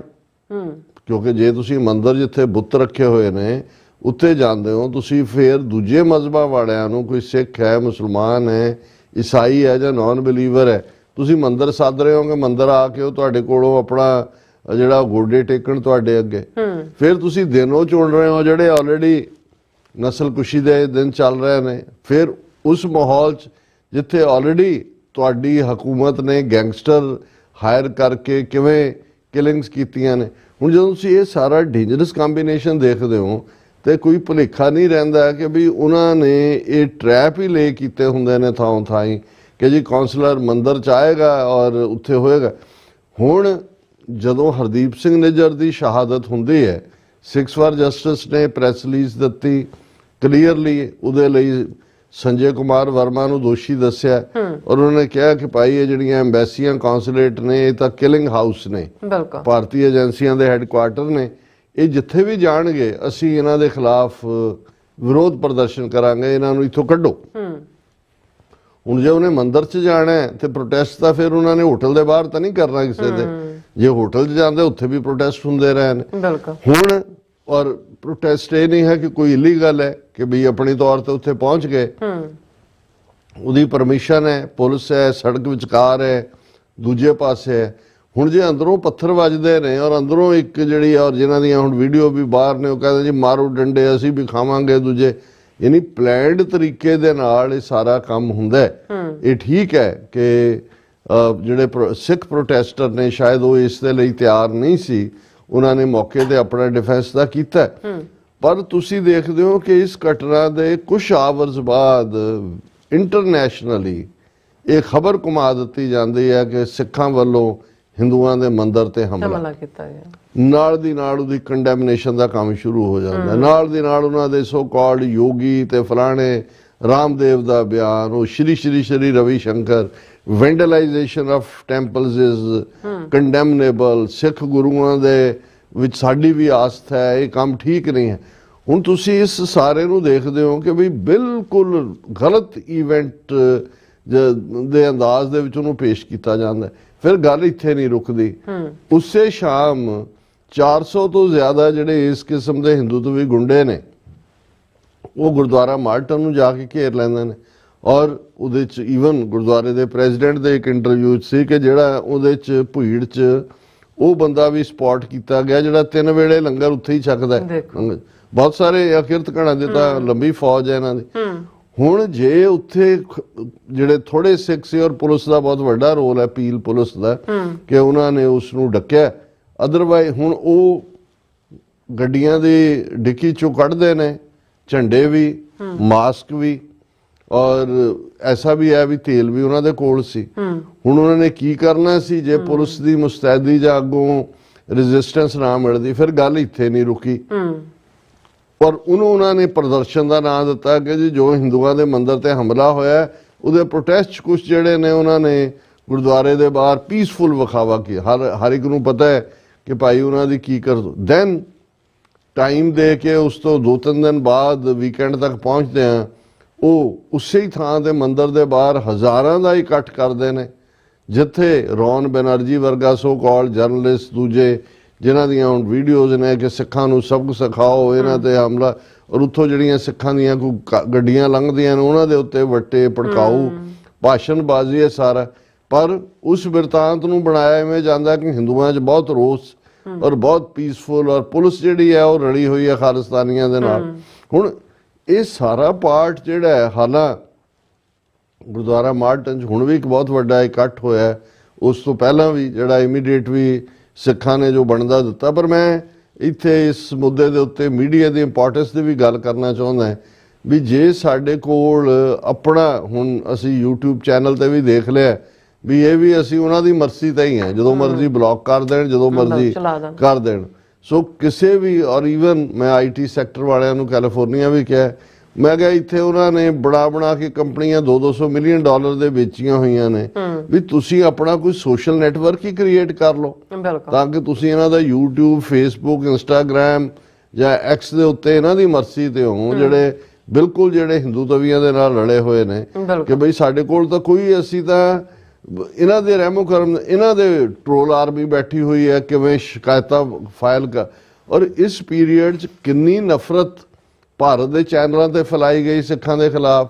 ਸਾਨੂੰ ਵੀ ਕਾਲਾਂ ਉੱਥੋਂ ਆਈਆਂ ਕਿ ਭਾਈ ਗੁਰਦੁਆਰਿਆਂ ਤੇ ਵੀ ਹਮਲੇ ਹੋ ਸਕਦੇ ਨੇ। ਔਰ ਇਸ ਸਾਰੇ ਦੇ ਲਈ ਉਹਨਾਂ ਨੇ ਹਰਿਆਣਵੀ ਨੌਜਵਾਨਾਂ ਨੂੰ, ਹਰਿਆਣਵੀਆਂ 'ਚ ਵੀ ਸਾਡੇ ਇੱਕ ਵੀਰ ਅਮਰਜੀਤ ਸਿੰਘ ਕੈਲੀਫੋਰਨੀਆ 'ਚ ਨੇ ਜਿਹੜੇ ਉਸ ਖਿੱਤੇ ਤੋਂ ਵਾਕਿਫ ਨੇ, ਤੇ ਉਹ ਵੀ ਕਹਿਣ ਲੱਗੇ ਜੀ ਇਹਨਾਂ ਦੇ ਵਿੱਚ ਜਾਟ ਜ਼ਿਆਦਾ ਨਹੀਂ ਨੇ, ਇੱਕ ਕੋਈ ਰੋਡ ਕਮਿਊਨਿਟੀ ਹੈ ਹਰਿਆਣਾ ਦੀ, ਰੋਡ, ਔਰ ਬਿਸ਼ਨੋਈ ਜਿਹੜਾ ਕਲੈਨ ਹੈ ਉਹਨਾਂ ਦੇ, ਔਰ ਇਹਦੇ ਤਾਂ ਹੁਣ ਕੋਈ ਦੋ ਰਾਵਾਂ ਨਹੀਂ ਨੇ ਕਿ ਤੜਾ ਅਮਿਤ ਸ਼ਾਹ ਨੇ ਇੱਥੇ ਭਜਵਾਏ, ਇੱਥੇ ਲਿਆਂਦੇ ਉਸ ਕਿਸਮ ਦਾ। ਸੋ ਇਹਨੂੰ ਉਹਨਾਂ ਨੇ ਇਸ ਅੰਦਾਜ਼ ਦੇ ਵਿੱਚ ਵੀ ਪ੍ਰੋਜੈਕਟ ਕਰਨ ਦੀ ਕੋਸ਼ਿਸ਼ ਕੀਤੀ। ਔਰ ਮੈਂ ਸਮਝਦਾ ਵੀ ਵੀਰ ਮਨੋਜ ਸਿੰਘ ਦੂਹਨ ਔਰ ਉਹਨਾਂ ਦੇ ਸਾਥੀਆਂ ਦਾ ਸ਼ੁਕਰੀਆ ਕਿ ਉਹਨਾਂ ਨੇ ਇਮੀਡੀਏਟਲੀ ਉਸੇ ਦਿਨ ਜਿੱਦਣ ਹੋਇਆ ਔਰ ਇਹ ਸਾਹਮਣੇ ਆਇਆ ਕਿ ਖਾਸ ਤੌਰ ਤੇ ਜਿਹੜਾ ਇਕੱਠ ਨਫ਼ਰਤ ਵਾਲਾ ਔਰ ਸਿੱਖਾਂ ਦੇ ਹਮਲੇ ਕਰੋ, ਇਹਨਾਂ ਨੂੰ ਸਜ਼ਾ ਦਿਓ, ਤੇ ਉਹ ਕੁਛ ਹਰਿਆਣਵੀ ਜ਼ਬਾਨ ਬੋਲਣ ਵਾਲੇ ਸੀ, ਉਹਨਾਂ ਨੇ ਇਮੀਡੀਏਟਲੀ ਦੇਖ ਲਿਆ ਕਿ ਭਾਈ ਇਹ ਤਾਂ ਗੁਜਰਾਤੀ, ਇਹ ਮੋਦੀ ਔਰ ਅਮਿਤ ਸ਼ਾਹ ਵਰਤ ਰਹੇ ਨੇ, ਔਰ ਇਹ ਨਫ਼ਰਤ ਫੈਲਾਉਣ ਲਈ ਉਹਨਾਂ ਨੇ ਆਪਣੇ ਜਾਟ ਭਾਈਓ ਸੇ ਅਪੀਲ ਦੇ ਨਾਂ ਥੱਲੇ ਹਰਿਆਣਵੀ ਜ਼ਬਾਨ ਦੇ ਵਿੱਚ ਕਿਹਾ ਕਿ ਇੱਥੋਂ ਤੁਸੀਂ ਆਪਣੀਆਂ ਜ਼ਮੀਨਾਂ ਵੇਚ ਕੇ ਗਏ ਹੋ, ਕੋਈ ਗੁਜਰਾਤੀ ਜਾਂ ਇਹਨਾਂ ਦੇ ਤੁਸੀਂ ਇਹਨਾਂ ਸਾਜ਼ਿਸ਼ਾਂ ਦਾ ਸ਼ਿਕਾਰ ਨਾ ਹੋਵੋ। ਸਿੱਖ ਸਾਡੇ ਭਰਾ ਨੇ, ਇਹੀ ਗੁਰਦੁਆਰੇ ਨੇ ਜਿਹੜੇ ਤੁਹਾਡੇ ਲਈ ਪਨਾਹਗਾਹ ਨੇ, ਜਿੱਥੋਂ ਤੁਸੀਂ ਲੰਗਰ ਛਕਦੇ ਹੋ, ਜਿਹਨਾਂ ਨਾਲ ਸਾਡੀਆਂ ਸਾਂਝਾਂ ਨੇ। ਔਰ ਇਸ ਦਾ ਵੀ ਅਸਰ ਹੋਇਆ। ਔਰ ਫਿਰ ਕੁਛ ਦਿਨ ਬਾਅਦ ਹੀ ਉਹਨਾਂ ਨੇ ਆਪਣੀਆਂ ਜਾਟਾਂ ਦੀ ਖਾਪ ਪੰਚਾਇਤਾਂ ਔਰ ਸਿੱਖ ਨੁਮਾਇੰਦਿਆਂ ਦੇ ਵਿਚਕਾਰ ਵੀ ਮੀਟਿੰਗ ਖਾਪ ਪੰਚਾਇਤ ਵਰਗੀ ਕੀਤੀ, ਜਿਹਦੀਆਂ ਪਿਕਚਰਸ ਵੀ ਸਾਹਮਣੇ ਆਈਆਂ, ਅੱਛਾ ਔਰ ਉਸ ਸਾਰੇ ਵੱਲੋਂ ਵੀ ਅਪੀਲ ਕੀਤੀ ਗਈ ਕਿ ਭਾਈ ਇਸ ਖਤਰਨਾਕ ਸਾਜ਼ਿਸ਼ ਤੋਂ ਬਚੋ ਜਿਹੜੇ ਗੁਜਰਾਤੀ ਲਾਣਾ ਕਰ ਰਹੇ। ਅਸੀਂ ਹੋਪ ਹੀ ਕਰ ਸਕਦੇ ਹਾਂ, ਹਾਲਾਂ ਇਸ ਪੀਰੀਅਡ ਦੇ ਵਿੱਚ ਫਿਰ ਜਦੋਂ ਨਫ਼ਰਤ ਦੇ ਲਫ਼ਜ਼ ਆਉਂਦੇ ਨੇ ਹਰ ਪਾਸੇ ਹੀ ਥੋੜਾ ਬਹੁਤ ਹੁੰਦਾ ਹੈ। ਅਸੀਂ ਵੀ ਆਪਣੇ ਵੀਰਾਂ ਭੈਣਾਂ ਨੂੰ ਇਹ ਕਹਿਣਾ ਚਾਹੁੰਦੇ ਹਾਂ ਕਿ ਭਾਈ ਇੱਕ ਪਾਸੇ ਤਾਂ ਅਸੀਂ ਸਮਝੀਏ ਕਿ ਬਿਰਤਾਂਤ ਜਾਂ ਨੈਰੇਟਿਵ ਦੀ ਲੜਾਈ ਕੀ ਹੁੰਦੀ ਹੈ, ਆਪਣੇ ਮੀਡੀਆ ਦੀ ਅਹਿਮੀਅਤ ਨੂੰ ਸਮਝੀਏ। ਦੂਸਰਾ, ਹਰ ਗੱਲ ਦੇ ਉੱਤੇ ਰਿਐਕਟ ਕਰਨਾ ਜ਼ਰੂਰੀ ਨਹੀਂ ਹੁੰਦਾ, ਔਰ ਜਦੋਂ ਆਲਰੇਡੀ ਮਾਹੌਲ ਤੁਹਾਡੇ ਹੱਕ ਦੇ ਵਿੱਚ ਹੈ, 5 ਆਈਜ਼ ਕੰਟਰੀ 'ਚ ਸਿੰਪੈਥੀ ਹੈ, ਔਰ ਇਹ ਜਿਹੜੀ ਪਹਿਲੇ ਹੀ ਉਹਨਾਂ ਨੇ ਨੈਰੇਟਿਵ ਐਸਾ ਸਿਰਜਿਆ ਮੰਦਰ ਤੇ ਹਮਲੇ ਵਾਲਾ ਜਿਹੜਾ ਬਿਲਕੁਲ ਝੂਠ ਸੀ ਕਿ ਈਵਨ ਜਸਟਿਨ ਕਿਉਂਕਿ ਕੰਜ਼ਰਵੇਟਿਵ ਪਾਰਟੀ ਜਾਂ ਦੂਜਿਆਂ ਜਿਹਨਾਂ ਦੇ ਬੈਠੇ ਨੇ ਬੰਦੇ, ਈਵਨ ਜਿਹੜਾ ਇਸ ਦੇ ਉੱਤੇ ਜਸਟਿਨ ਟਰੂਡੋ ਨੂੰ ਬਿਆਨ ਦੇਣਾ ਪਿਆ, ਬਾਕੀਆਂ ਨੂੰ, ਔਰ ਉੱਥੇ ਬੈਠੇ ਗਿਆਨੀ ਹਰਪ੍ਰੀਤ ਸਿੰਘ ਨੂੰ ਛੱਡ ਕੇ ਸਭ ਲੱਗੇ ਹੋਏ ਨੇ ਜੀ ਇਹ ਬਿਲਕੁਲ ਠੀਕ ਨਹੀਂ, ਸਿੱਖ ਤਾਂ ਕਦੇ ਕਿਸੇ ਦੇ ਹਮਲਾ ਕਰਦਾ ਹੀ। ਉਹ ਭਾਈ ਕੀਤਾ ਕਿਨੇ? ਪਰ ਉਹ ਸਾਰੇ ਹੀ ਜਿਹੜੇ ਨੇ ਉਸ ਬਰਾਤ ਦੇ ਵਿੱਚ ਸ਼ਾਮਲ ਹੋ ਗਏ ਜਿਹੜੇ ਕੰਡੈਮਨੇਸ਼ਨ ਕਰ ਰਹੇ ਸੀ। ਸੋ ਅਸੀਂ ਇਹ ਅਪੀਲ ਵੀ ਕਰਨੀ ਚਾਹਾਂਗੇ ਕਿ ਭਾਈ ਬਹੁਤ ਵਾਰੀ ਕੋਈ ਜ਼ਰੂਰੀ ਨਹੀਂ ਹੁੰਦਾ ਵੀ ਅਸੀਂ ਹਰ ਸਿਚੁਏਸ਼ਨ ਦੇ ਉੱਤੇ ਕੁਝ ਕਹਿਣਾ।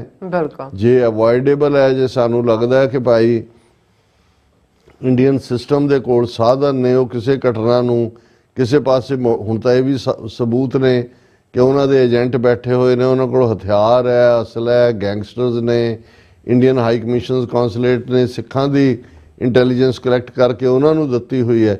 ਸੋ ਉਹਨਾਂ ਦੇ ਕੋਲ ਮਿਸਚਿਫ ਫੈਲਾਉਣ ਦਾ ਜਾਂ ਮਿਸਚਿਫ ਕਰਨ ਦਾ ਮਚ ਮੋਰ ਪੋਟੈਂਸ਼ੀਅਲ ਹੈ, ਤੇ ਫਿਰ ਅਸੀਂ ਕੁਝ ਸਿਚੁਏਸ਼ਨਸ ਨੂੰ ਅਵੋਇਡ ਵੀ ਕਰ ਸਕਦੇ ਹਾਂ। ਜਦੋਂ ਸਾਡੇ ਹੱਕ ਦੇ ਵਿੱਚ ਇਸ ਵੇਲੇ ਮਾਹੌਲ ਬਣਿਆ ਹੋਇਆ, ਉਹਨਾਂ ਦਾ ਯਤਨ ਹੈ ਵੀ ਇਹਨੂੰ ਹਿੰਦੂ ਸਿੱਖ ਲੜਾਈ 'ਚ ਕਨਵਰਟ ਕਰ ਦਿਓ। ਇਹਨਾਂ ਦਾ ਯਤਨ ਹੈ ਇਹਨੂੰ ਹਰਿਆਣਵੀ ਵਰਸਸ ਪੰਜਾਬੀ ਬਣਾ ਦਿਓ, ਔਰ ਉਹਨਾਂ ਨੂੰ ਜਿਹੜਾ ਇਹਨਾਂ ਦੇ ਗਲ ਪਾ ਦਿਓ, ਔਰ ਗੁਜਰਾਤੀ ਬੈਠੇ ਮੌਜਾਂ ਕਰਨ।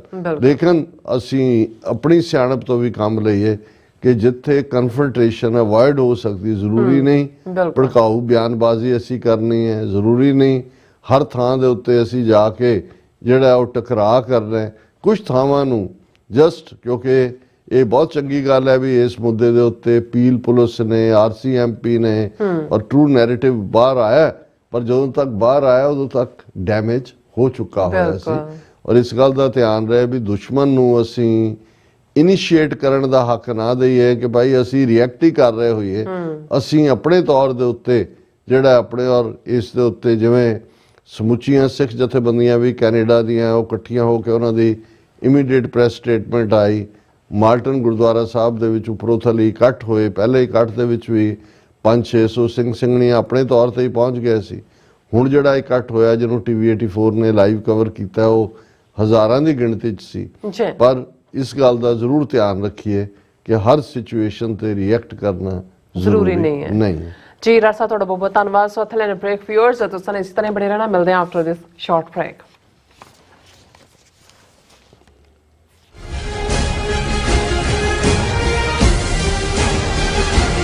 ਕੀ ਤੁਸੀਂ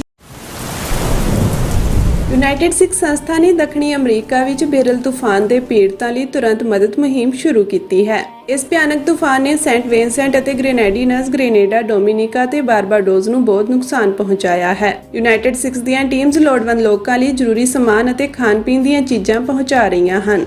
ਤੁਹਾਡੇ ਸਹਿਯੋਗ ਦੀ ਲੋੜ ਹੈ। ਕਿਰਪਾ ਕਰਕੇ ਇਹ ਸਮਾਨ ਦਾਨ ਕਰੋ। ਖਾਣ-ਪੀਣ ਦੀਆਂ ਚੀਜ਼ਾਂ, ਤਿਰਪਾਲ, ਜਨਰੇਟਰ, ਕੱਪੜੇ, ਤੰਬੂ, ਟਾਇਲਟ ਪੇਪਰ, ਬਰਸਾਤੀ ਕੋਟ, ਸੈਨੇਟਰੀ ਪੈਡ, ਹਰੇਕ ਸਾਈਜ਼ ਦੇ ਡਾਈਪਰ ਆਦਿ। ਡੋਨੇਟ ਕਰਨ ਲਈ contact@united6.org ਤੇ ਸੰਪਰਕ ਕਰੋ। ਮਦਦ ਕਰਨ ਲਈ ਕਿਰਪਾ ਕਰਕੇ ਸਾਡੀ ਵੈਬਸਾਈਟ ਤੇ ਡੋਨੇਟ ਕਰੋ।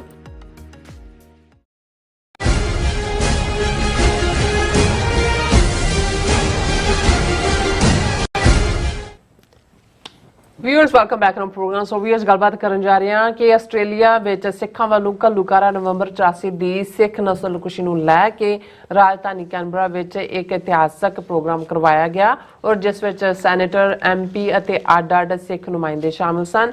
ਔਰ UK ਤੋਂ ਡਾਕਟਰ IK ਚੀਮਾ ਨੇ ਵੀ ਇਸ ਇਕੱਠ ਨੂੰ ਸੰਬੋਧਨ ਕੀਤਾ ਔਰ ਇਸ ਬਾਰੇ ਗੱਲਬਾਤ ਕਰਾਂਗੇ। ਔਰ ਨਾਲ ਹੀ ਜਿਸ ਤਰ੍ਹਾਂ ਕਿ ਮੈਲਬਰਨ ਵਿਕਟੋਰੀਆ ਦੀ ਸਿੱਖ ਸੰਗਤ ਨੇ ਪਾਰਲੀਮੈਂਟ ਹਾਊਸ ਵਿੱਚ ਮੈਲਬਰਨ ਵਿੱਚ ਗੁਰੂ ਨਾਨਕ ਸਾਹਿਬ ਜੀ ਦੇ ਪ੍ਰਕਾਸ਼ ਪੂਰਬ ਵੀ ਜਿਹੜਾ ਉਹ ਵੀ ਸੈਲੀਬ੍ਰੇਟ ਕੀਤਾ ਅਤੇ ਘੱਲੂਘਾਰਾ 84 ਨੂੰ ਸਮਰਪਿਤ ਜਿਹੜੀ ਪ੍ਰਦਰਸ਼ਨੀ ਵੀ ਉਹ ਵੀ ਲਗਾਈ ਗਈ ਹੈ।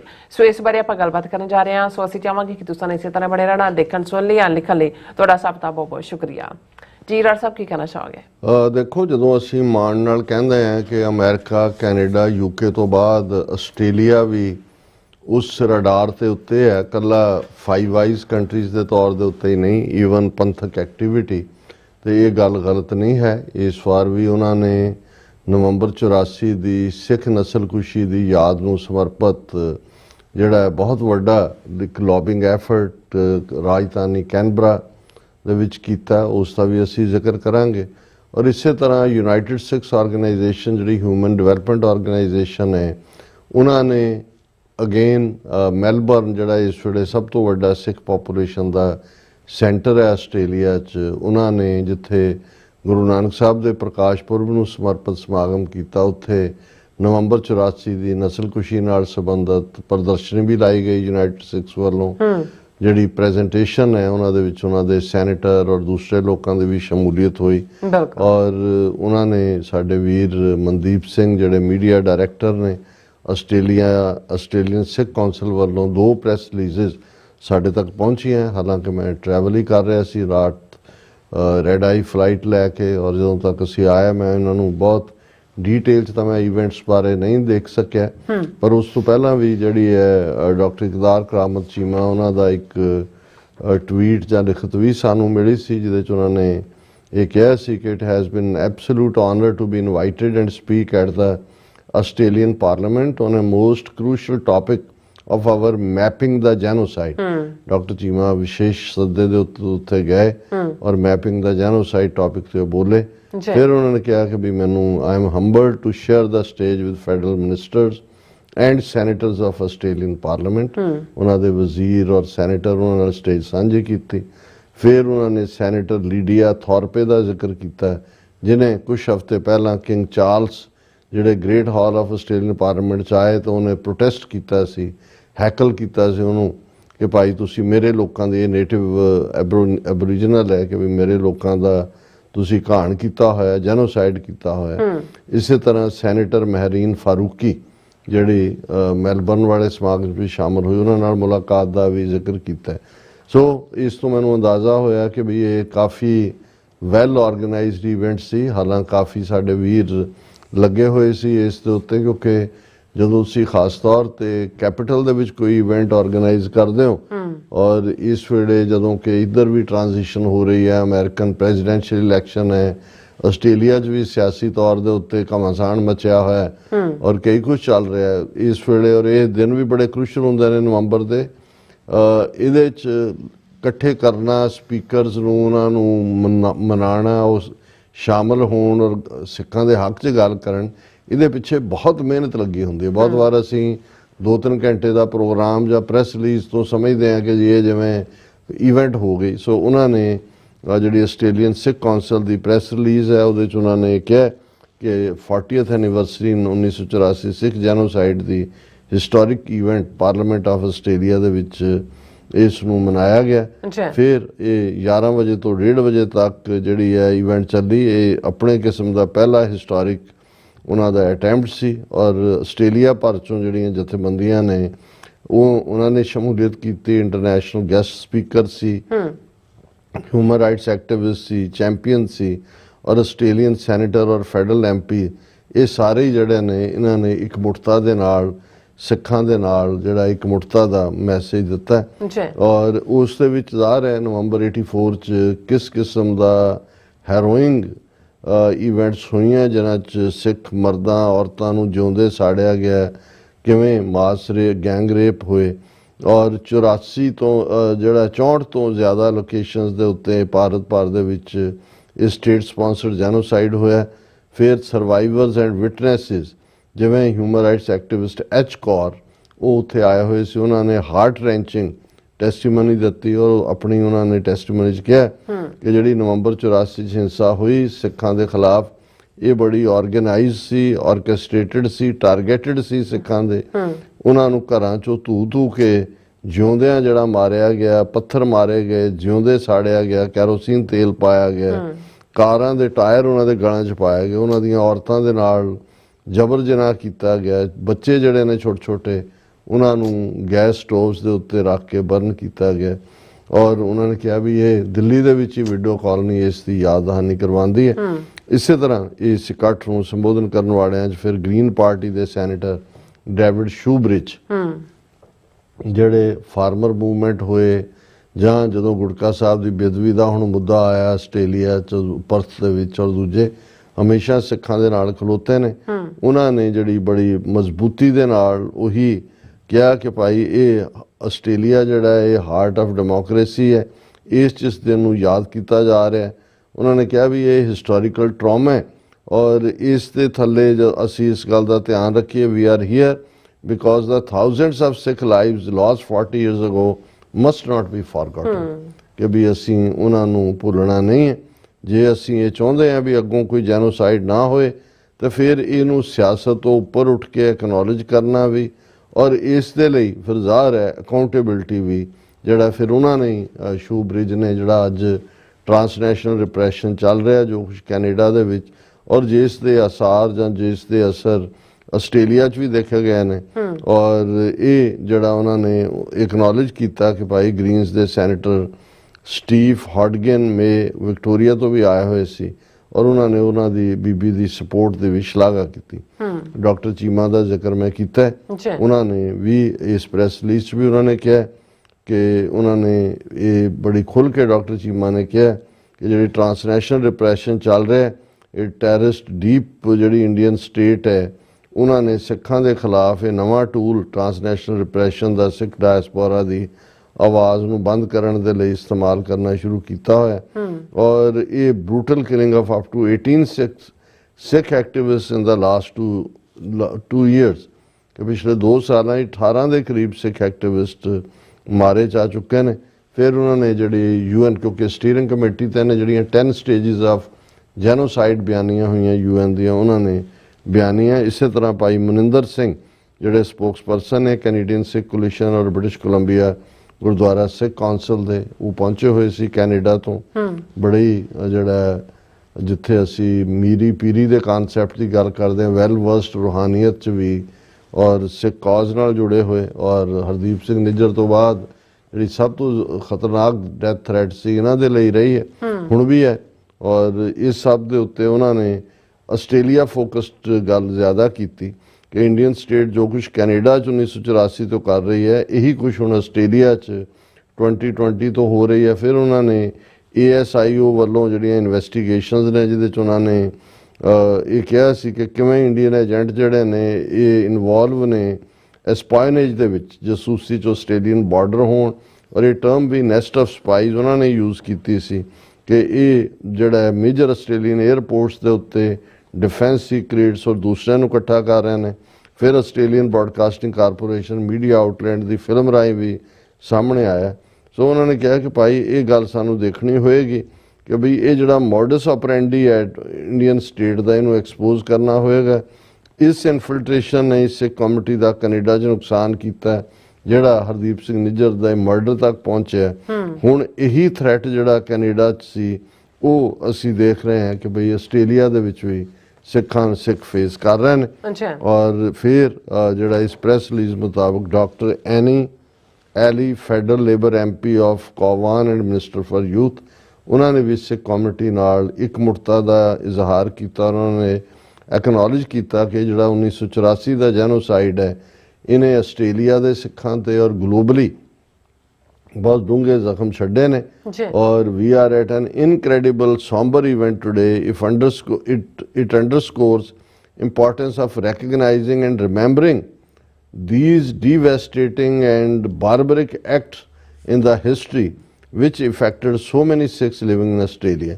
So ਉਹਨਾਂ ਦੀ ਬੜੀ ਮਜ਼ਬੂਤ ਸਪੀਚ ਸੀ ਉਹਨਾਂ ਨੇ ਇਹ ਸਾਰੇ ਦੇ ਉੱਤੇ। ਫਿਰ ਇਸੇ ਤਰ੍ਹਾਂ ਦੀਪ ਸਿੰਘ ਜਿਹੜੇ ਨੋਮੀਨੀ ਨੇ ਸੀਟ ਆਫ ਕੋਵਨ ਦੇ ਲਈ, ਉਹ ਵੀ ਉਸ ਇਕੱਠ ਦੇ ਵਿੱਚ ਮੌਜੂਦ ਸੀ। ਮਿਸਟਰ ਸੈਮ ਲਿਮ ਲੇਬਰ MP ਟੈਂਗਲੇ ਵੈਸਟਰਨ ਆਸਟ੍ਰੇਲੀਆ, ਉਹ ਵੀ ਮੌਜੂਦ ਸੀ। ਫਿਰ NSW ਦੇ ਗ੍ਰੀਨਸ ਦੇ ਸੈਨੇਟਰ ਮਹਿਰੀਨ ਫਾਰੂਕੀ, ਜਿਹਦਾ ਜ਼ਿਕਰ ਡਾਕਟਰ ਚੀਮਾ ਨੇ ਵੀ ਕੀਤਾ, ਉਹਨਾਂ ਨੇ ਆਸਟ੍ਰੇਲੀਅਨ ਗਵਰਨਮੈਂਟ ਨੂੰ ਕਿਹਾ ਕਿ ਵੀ ਉਹ ਸਿੱਖ ਜੈਨੋਸਾਈਡ ਨੂੰ ਫਾਰਮਲੀ ਰੈਕਗਨਾਈਜ਼ करे, कंडेम करे ਜਿਹੜੀ ਸਿੱਖਾਂ ਦੇ ਖਿਲਾਫ ਵਾਇਲੈਂਸ ਹੋਈ ਔਰ the killing the violence the path and the pain and displacement the Sikh committee endured in November 1984. It is shameful that it has not been recognized. There can be no peace without justice.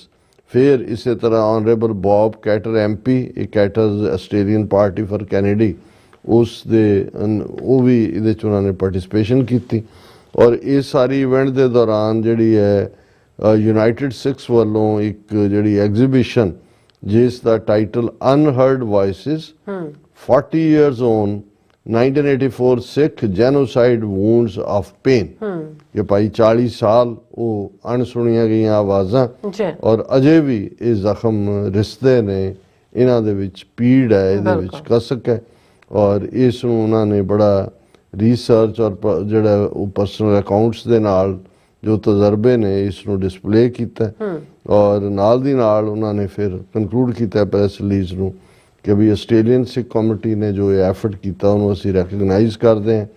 इस दे विच सारियां जथेबंदियां सिख संगतां दा वड्डा योगदान है। बहुत सारे challenges सी, इहदे बावजूद जिहड़ी ये सिख आवाज़ां ने उन्होंने सिख जैनोसाइड सर्वाइवर्स और एडवोकेट सारियां ने इकट्ठे होके जिहड़ी इस इवेंट नूं ऑर्गेनाइज कीता और ये जिहड़ी कमैमोरेशन है सिर्फ यही हाईलाइट नहीं करती कि सिख कम्यूनिटी की कितनी रिजिलियंस है, पर यह भी याद दहानी करवाती है कि अज भी कौम के सामने जस्टिस ट्रूथ और दूसरे लैंड के लिए जिहड़ा है वो अजे भी स्ट्रगल करने की लोड़ है और उन्होंने समुचिया का थैंक यू किया आस्ट्रेलियन सिख कौंसल वालों। इस तरह उन्होंने दूसरी प्रैस रिलीज जिहड़ी क्योंकि ये इवेंट कैनबरा आस्ट्रेलिया की कैपिटल च हुई और जिहड़ी दूसरी इवेंट जिहदे ते फोकस गुरु नानक साहब के प्रकाश पुरब नाल भी जुड़िया होया और 40th एनिवर्सरी इस सिख नस्लकुशी की इसका भी वो मेलबर्न विक्टोरिया होया और उहदे च उन्होंने Queen's hall in parliament house Melbourne च इस समागम नूं कीता और उहदे च जिथे उन्होंने जिहड़ियां बेसिक टीचिंग्स ने गुरु नानक साहब दियां जिस दे विच बराबरी है जस्टिस लई खलोना है उन्हां दा जिक्र कीता और नाल दी नाल के नवंबर 84 दे नस्लकुशी ने किवें पक्के प्रभाव छड्डे ने और इहदे च भी मैं देख रहा कि बई ये शायद बहुत घੱਟ लोगों को पता होएगा कि आस्ट्रेलिया च 180 साल सिखां का इतिहास है। 180 साल पहला सिख उत्थे गए ने और इसका जिक्र भी इस प्रैस रिलीज किया गया।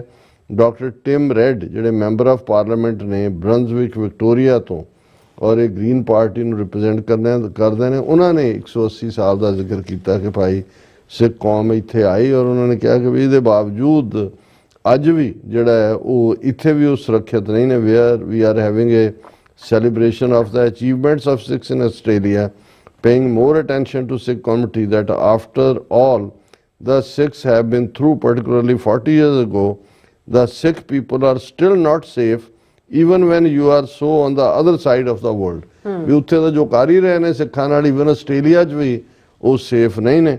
इस तरह mister Steve McGill labour MP मेल्टन ते ने उन्होंने हार्टफुल सॉलीडैरिटी सिख कम्यूनिटी दे नाल जिहड़ी उन्हां दी कंट्रीब्यूशन और कोविड-19 पैंडेमिक के चलदे जो सिखां ने सर्विसिज दित्तियां उसकी उन्होंने तारीफ की और इस तरह जिहड़ा इस समागम की एक होर हाईलाइट सी कि जदों असीं बीबियां दे योगदान की गल करदे हैं सो जिहड़ियां सिख एक्टिविस्ट बीबी अरवीन कौर उन्होंने गुरुद्वारा मीरी पीरी डीन साइड मेलबर्न और इस तरह सिमरप्रीत कौर ये टारनेल्ट गुरुद्वारा मेलबर्न तो ने उन्होंने जिहड़ियां अपनी प्रेजेंटेशनस दित्तियां उन्होंने गुरु नानक साहब की उदासियां का सफ़र और इस सारे दे नाल ईवन सिखां दे उत्ते 40 वरे पहला की जुल्म हुए इसका भी उन्होंने जिक्र किया। फिर इत्थे भी हिस्टोरिकल एग्जीबिशन जिहड़ी है वो लाई गई और इस दे उत्ते जिहड़ा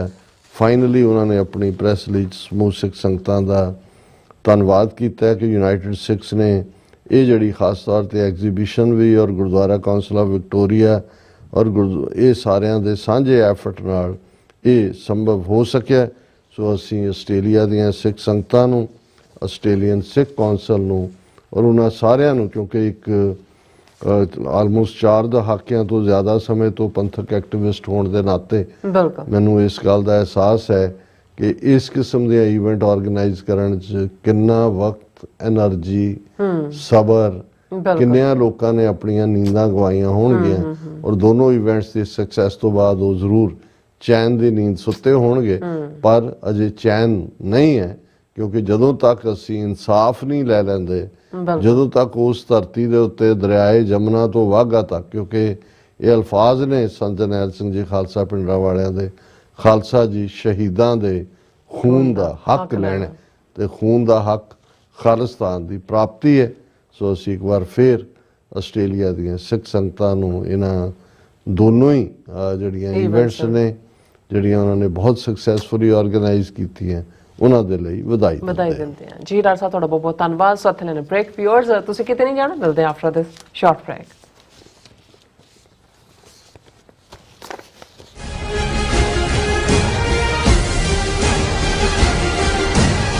ਅਮਰੀਕਾ ਵਿੱਚ ਰਹਿ ਰਹੇ ਹੋ ਅਤੇ ਡਰਾਈਵਿੰਗ ਲਾਇਸੈਂਸ ਲੈਣਾ ਚਾਹੁੰਦੇ ਹੋ ਤੇ ਲੱਭ ਰਹੇ ਹੋ ਇੱਕ ਤਜਰਬੇਕਾਰ ਡਰਾਈਵਿੰਗ ਸਕੂਲ, ਤਾਂ ਤੁਹਾਡੇ ਲਈ ਹੈ ਵੱਡੀ ਖੁਸ਼ਖਬਰੀ।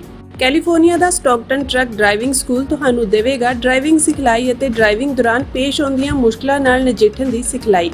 25 ਸਾਲ ਤੋਂ ਵੀ ਵੱਧ ਦੇ ਤਜਰਬੇ ਨਾਲ ਤੁਹਾਨੂੰ ਮਿਲੇਗੀ ਡਰਾਈਵਿੰਗ ਨਾਲ ਸੰਬੰਧਿਤ ਹਰ ਤਰ੍ਹਾਂ ਦੀ ਸਿਖਲਾਈ, ਉਹ ਵੀ ਵਾਜਿਬ ਕੀਮਤ ਵਿੱਚ। ਫਿਰ ਦੇਰ ਕਿਸ ਗੱਲ ਦੀ, ਅੱਜ ਹੀ ਸੰਪਰਕ ਕਰੋ 2097883308 ਜਾਂ ਫਿਰ 2093139919 ਨੰਬਰਾਂ ਤੇ ਅਤੇ ਪਾਓ ਆਪਣਾ ਡਰਾਈਵਿੰਗ ਲਾਇਸੈਂਸ। ਕੀ ਤੁਸੀਂ ਰੋਜ਼ਾਨਾ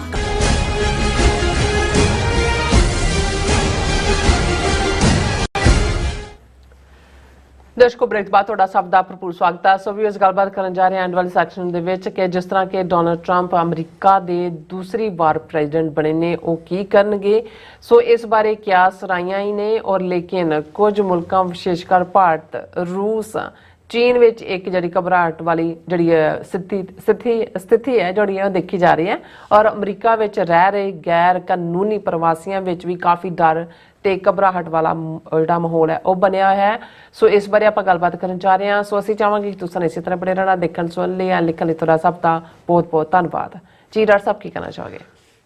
ਦੇਖੋ, president Trump unprecedented victory, unprecedented ਕਹਿੰਦੇ ਆ ਜਿਸ ਦਾ ਪਹਿਲਾਂ ਕੋਈ ਪ੍ਰੈਸੀਡੈਂਟ ਨਹੀਂ ਹੁੰਦਾ, ਕਿਉਂਕਿ ਅਮਰੀਕਾ ਦੇ 47ਵੇਂ ਪ੍ਰੈਜ਼ੀਡੈਂਟ ਨੇ, 47 ਹਾਂਜੀ, 46 ਪ੍ਰੈਜ਼ੀਡੈਂਟ ਜਿਹੜੇ ਨੇ ਉਹਨਾਂ ਚੋਂ ਕਦੇ ਕਿਸੇ ਦੀ ਜਿਹੜੀ ਹੈ ਕਿਸੇ ਦੇ ਖਿਲਾਫ ਇਸ ਕਿਸਮ ਦਾ ਅਪਰਾਧਕ ਮੁਕੱਦਮੇ ਨਹੀਂ ਚੱਲੇ ਜਿਹਦਾ ਅਜੇ ਫੈਸਲਾ ਨਵੰਬਰ ਦੇ ਅਖੀਰਲੇ ਦਿਨਾਂ 'ਚ ਹੋਣਾ ਹੈ। ਔਰ ਸੁਪਰੀਮ ਕੋਰਟ ਨੇ ਰਾਹਤ ਦਿੱਤੀ ਵੀ ਕੋਈ ਨਹੀਂ, ਫੈਸਲਾ ਫਿਰ ਸੁਣਾਇਆ ਜਾਏਗਾ, ਪਹਿਲਾਂ ਚੋਣ ਲੜ ਲਓ।